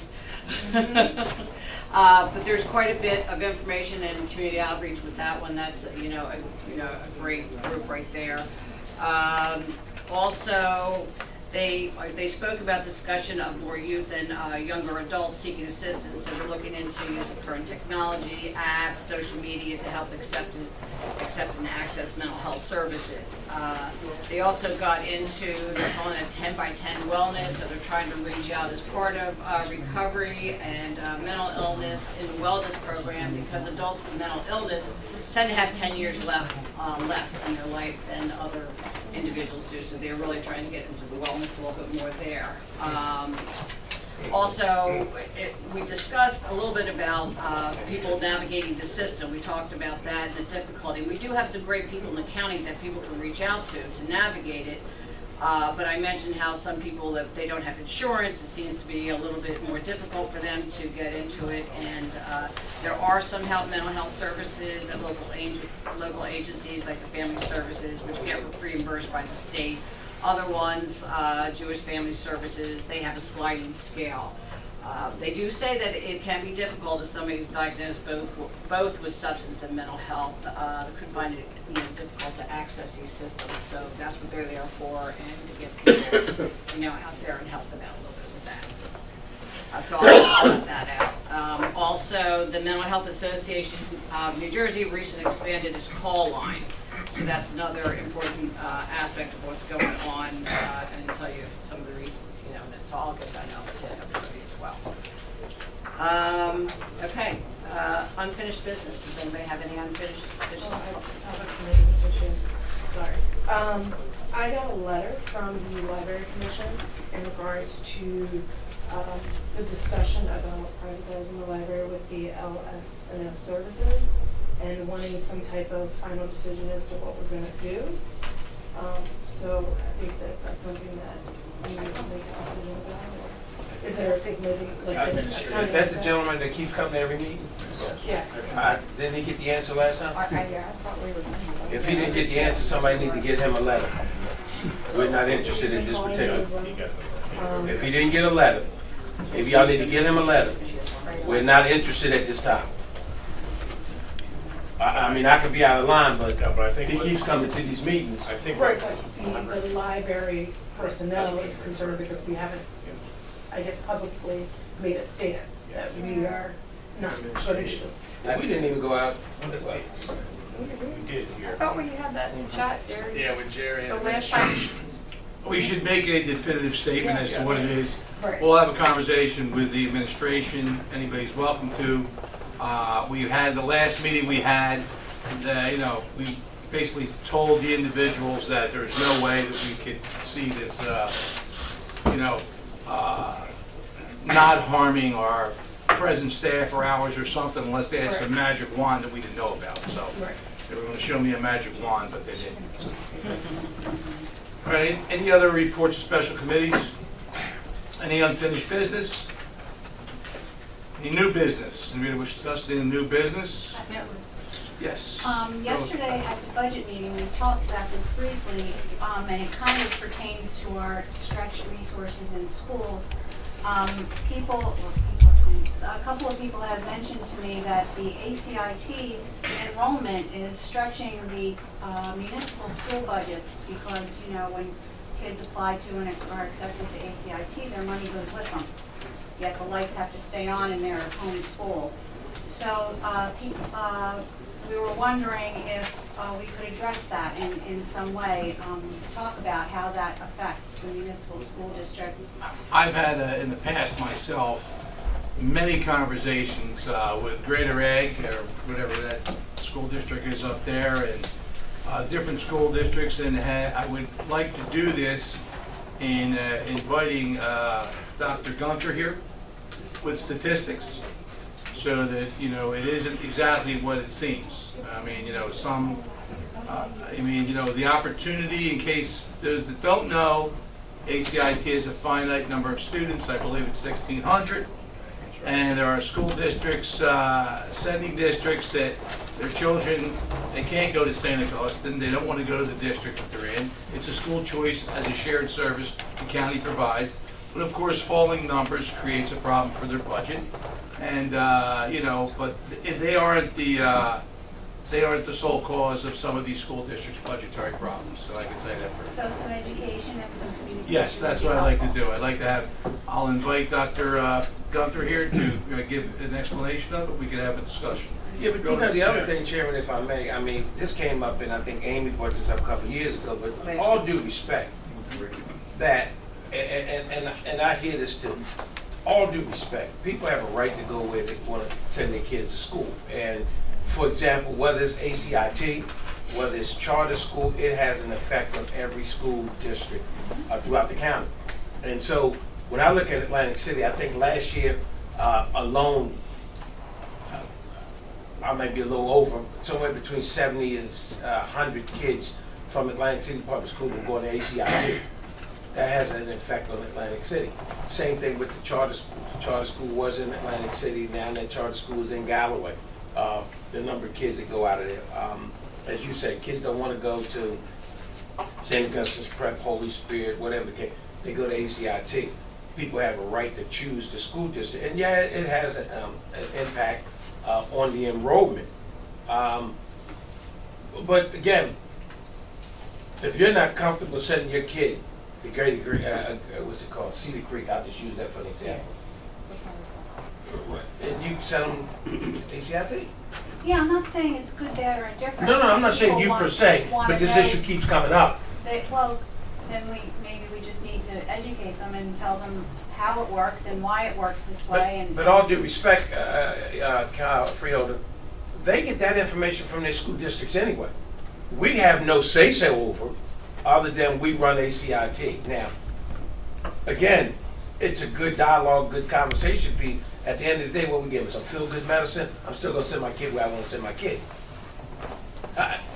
I'm not disagreeing with what you're saying. It's just that you go back and you tell them, they already know the answer, they just want you to come back and explain to them once again. But again, I would agree with the chairman. Yeah, we bring in Dr. Gunther from ACIT.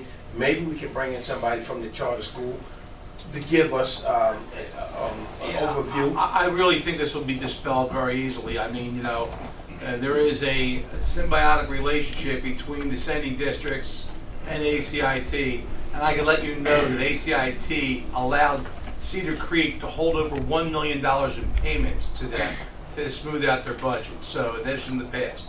And I want to stand corrected, but I think we should get to the discussion when we have Dr. Gunther here, and you can ask the questions, and I think you would easily quantify and satisfy your constituents. That's true. But what we probably need to do, if I may, it needs to go to the committee first, committee meeting. Sure. Because what you don't want to have is to have a dog and pony show. Yep, I agree. That's what we're not doing. Yeah, I agree. Mr. Chairman. You have to yield, because the older guy was asked it Sorry. first. Just on this topic, I didn't bring it up today because yesterday we had initial discussion on it and I wanted to be more prepared before I brought it up again. But it is an issue that I do feel strongly about as well. And we did discuss it. I let it go to committee. I thought it was in the works in committee. That was our last discussion on it, quite frankly. Sonia did provide some information as a follow-up to that conversation. So I wanted to do a little bit of my due diligence before I brought it back up as an issue, but I appreciate your comment of let's not have a dog and pony show because that will make me upset. I do think it is a symbiotic relationship. I agree with you. I do think there's a little bit of a tension between districts and ACIT for a multitude of reasons, and I think it's up to us to help foster a better partnership, relationship, because we all struggle with the same issues, and that's finances, you know, keeping our constituency happy, whether it's the children or the parents or other taxpayers. So I just think we could probably do a little bit of a better job there somehow. If we're tasked to do the job, we'll Yeah. do it. All Yeah, right. so that's my and only I think comment. that's unless everybody don't agree with me, I think the way to do it is get it to the committee. If Dr. Gunther here, bring Resurrect. whoever wants to have questions and understand it, and put it to pencil and paper where you can see where the money is going and where it's coming from. Mr. Chairman. And John, Freeholder Bertino before his pancreas spits out a peach pill. Thank you. No, I had the same, we've had the same discussion, Freeholder, the last few years. I've had it locally in the towns. One of the issues when I first researched this a little bit, going back and discussing it with the boards of educations in some of the towns I'm in, is that the ACIT offers some curriculum choices that they cannot get at their schools. And some of the parents came back to me very specifically asking that their kids were more interested in that type of curriculum. I've gone back to the boards of education in towns, indicated to them, I understand your concern about them leaving, but they're leaving because they're looking for something different than you offer, because you can't offer it for just 2 or 3 or 10 kids in a school. So we understand that part of it. That became the biggest key for a lot of the people transferring over there. I just want to make that point to the board. Very It is good. very specific to a lot of what they are encouraging them to learn. Very good. Freeholder Risley. Thank you. My only comment would be that when we do have a committee meeting on this topic, that we also include the superintendent of schools for the county. The county of the district, individual school. No, I'm sorry, the county. County school superintendent. Okay. So that we We still have one of them, Jerry? Yes, his name is Robert Bumpus. He's also the Assistant Commissioner of Education Right. for the He state. does a couple counties or something? Yes, Cape and Atlantic. Cape and Atlantic, right? Okay, good. We should have that individual, But let me ask you this question if I may. just to be educated. Right, because once you start, you're gonna leave somebody out, right? let's argue, you got Pleasantville, you got Langston, you got Ventnor, you got Margate, then all of they want to send, they said, where does it stop? Because everybody then start having the same question. Well, you taking from my district, but you send it over there. I don't know how you really address that issue. We'll do one step at a time. All right, we'll have our committee meeting, okay? All right, anything else on the new business? No. We've all received some type of correspondence, written communications, emails, something. Anybody want to discuss our correspondence? Joe Legato? Thank you. I'm not sure, I'm sure many of you have seen the petition that was floating around with regard to the Ventnor ice cream men and women, but I think it's only men right now.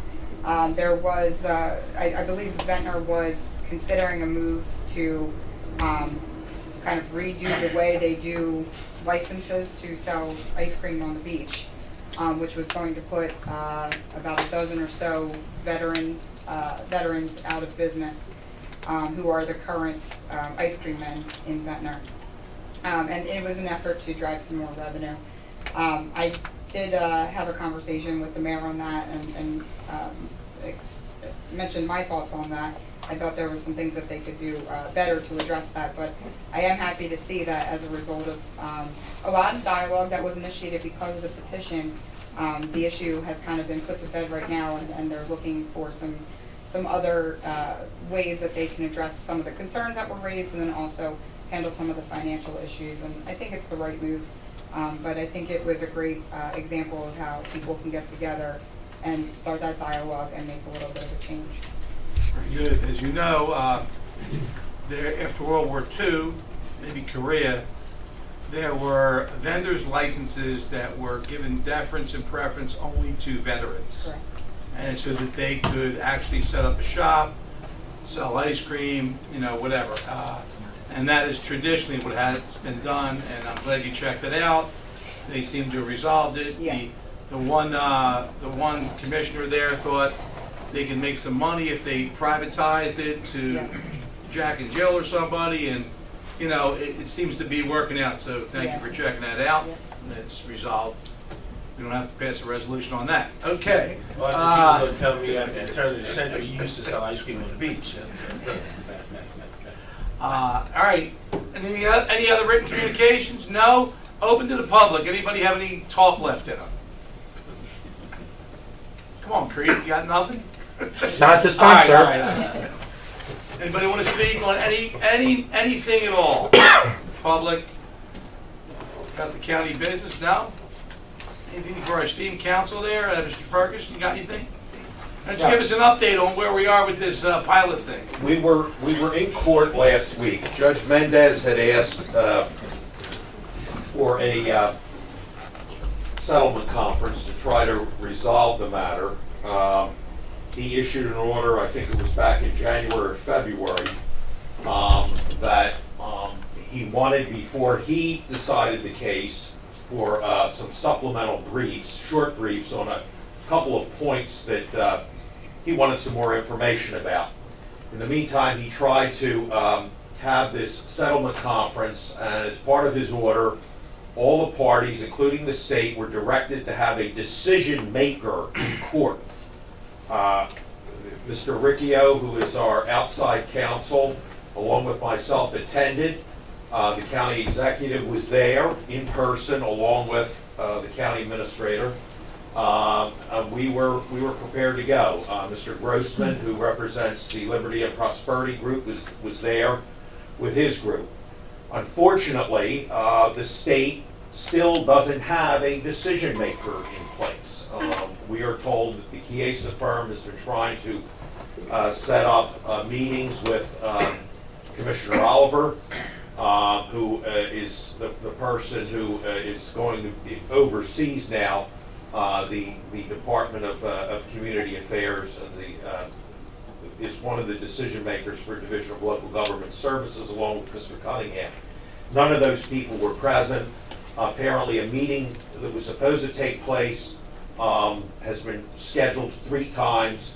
The last cancellation last Wednesday was, in all fairness, due to the weather. But the conference on Thursday, March 8th, We had their counsel, who's from Bergen County, and because of the weather was not able to get down. He participated by phone.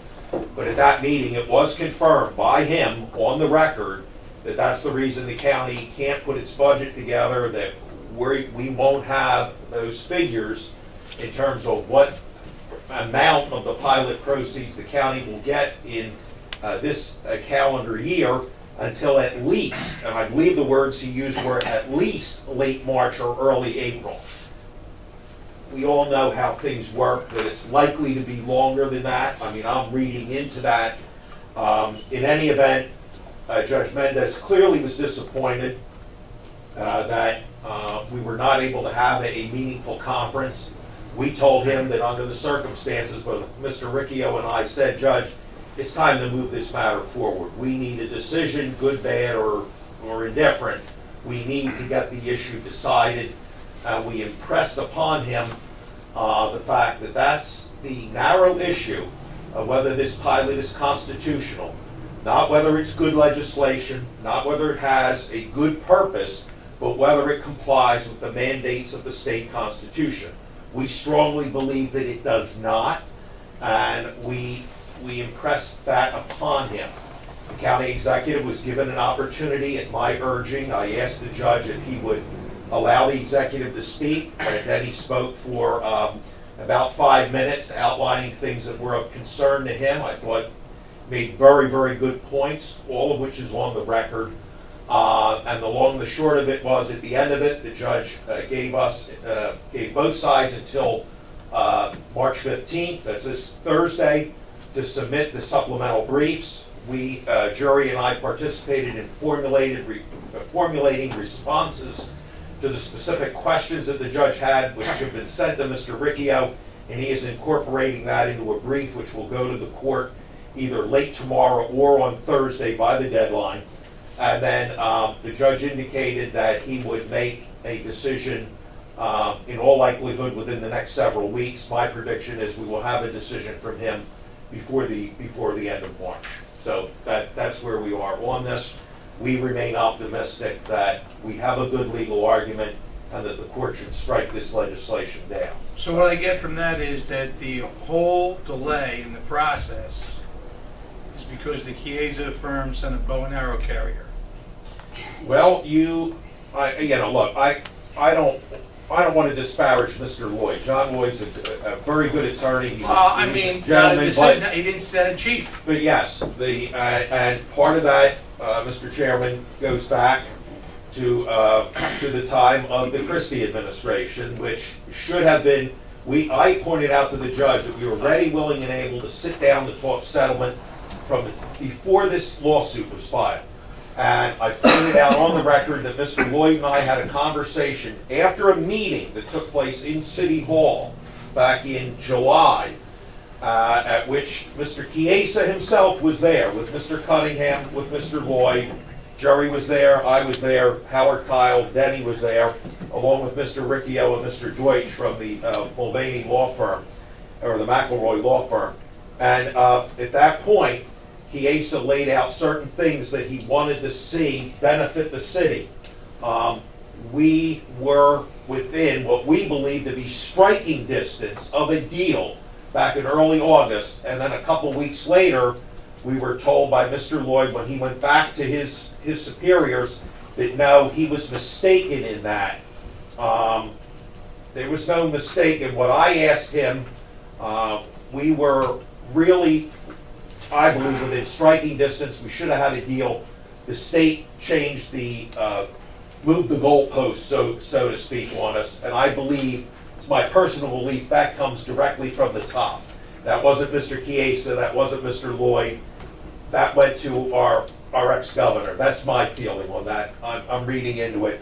I'm telling you the way I perceived it to be. This matter should have been resolved. It wasn't resolved. I just hope Judge Mendez, I believe he will do the right thing. I believe we have a strong legal argument, and I hope the legislation is struck down because it should be struck down. It doesn't comply with the uniformity clause of the Constitution, and that's all that needs to be decided by the court. Not whether it's good legislation, not whether it helps Atlantic City. We pointed out and I think we pointed out in the responses that the judge is going to get, that this thing adversely impacts the other 22 municipalities in this county, and those people count for something too, not just the people in Atlantic City. So that's our view on it. I've outlined I brought you up to date as far as we are at the present time. Chairman, if I may. Yeah, please. Mr. Ferguson, all due respect, when you talk in terms of those people in the county, if it was not for Atlantic City, it would not be a county. However, we will obey the difference on that in terms of that. I'm not going to get into that argument. The fact of the matter is, fiscal mismanagement in that city for years. Jim, all due respect. I listen to you. I didn't cut you off. All due respect. All due respect. I listened to everything you said. I made a point. You don't have to agree with my point, but I was actually responding to a comment that you made. Now, the fact of the matter is that we all would agree that y'all's governor, Chris Christie, promised y'all one thing, you didn't get it. There's no question about that. No, wait, let me finish, Jim.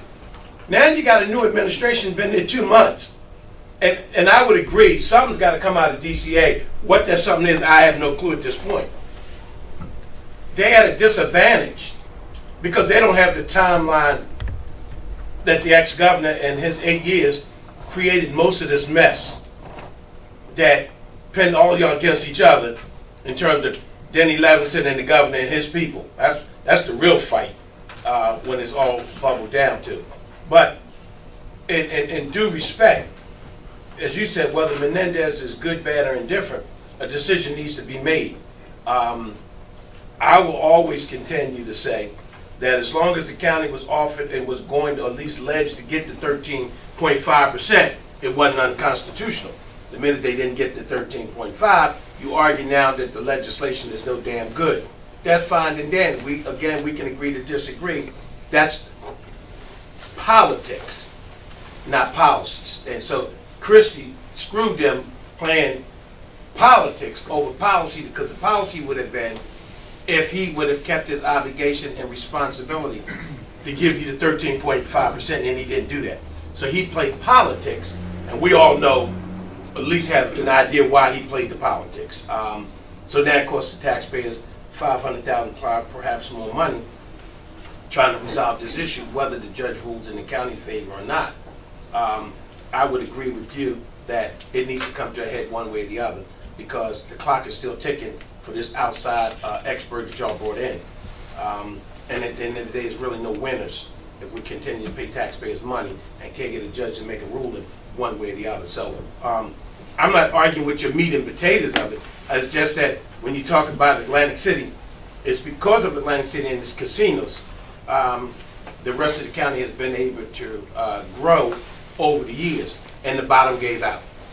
And again, a lot of respect for you, and 99.9, it's hard for me to tell you that I agree with you, but it is what it is.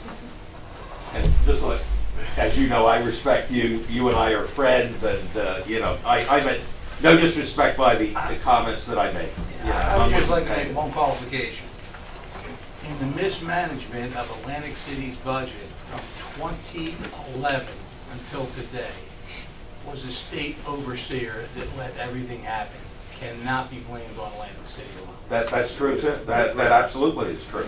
That is absolutely. You got the last word, Creed. We gotta get out of here. Let's go. Yeah, I'll make it quick. Mr. Chairman, just as a, hopefully this will be quick, just as a clarification where we are right now with the budget, would the pilot percentage be simply a matter of the distribution of the county tax burden, or does it also have an impact on the overall county rate, that if we come in 10 point... Let me tell you why. 3.5 billion of equalized value of the entire county's 33.5 billion comes off by this stupid thing, meaning we got to strike a rate against the lower equalized value. And No, it goes down, rate goes up. If it's 10% of 130, right. Instead of 13.5, it's 3.8 million a year for 10 years. It's $38.5 million. So $500,000 risk on council fees to get $38.5 million over 10 years is a good bet. It's about 2 cents on the rate then, right? That's going to affect the rate. Well, it's going to affect the rate. Not that much. All right. Anything for the good of the order? Take a motion. Motion. All those in favor say aye. Aye. Good night.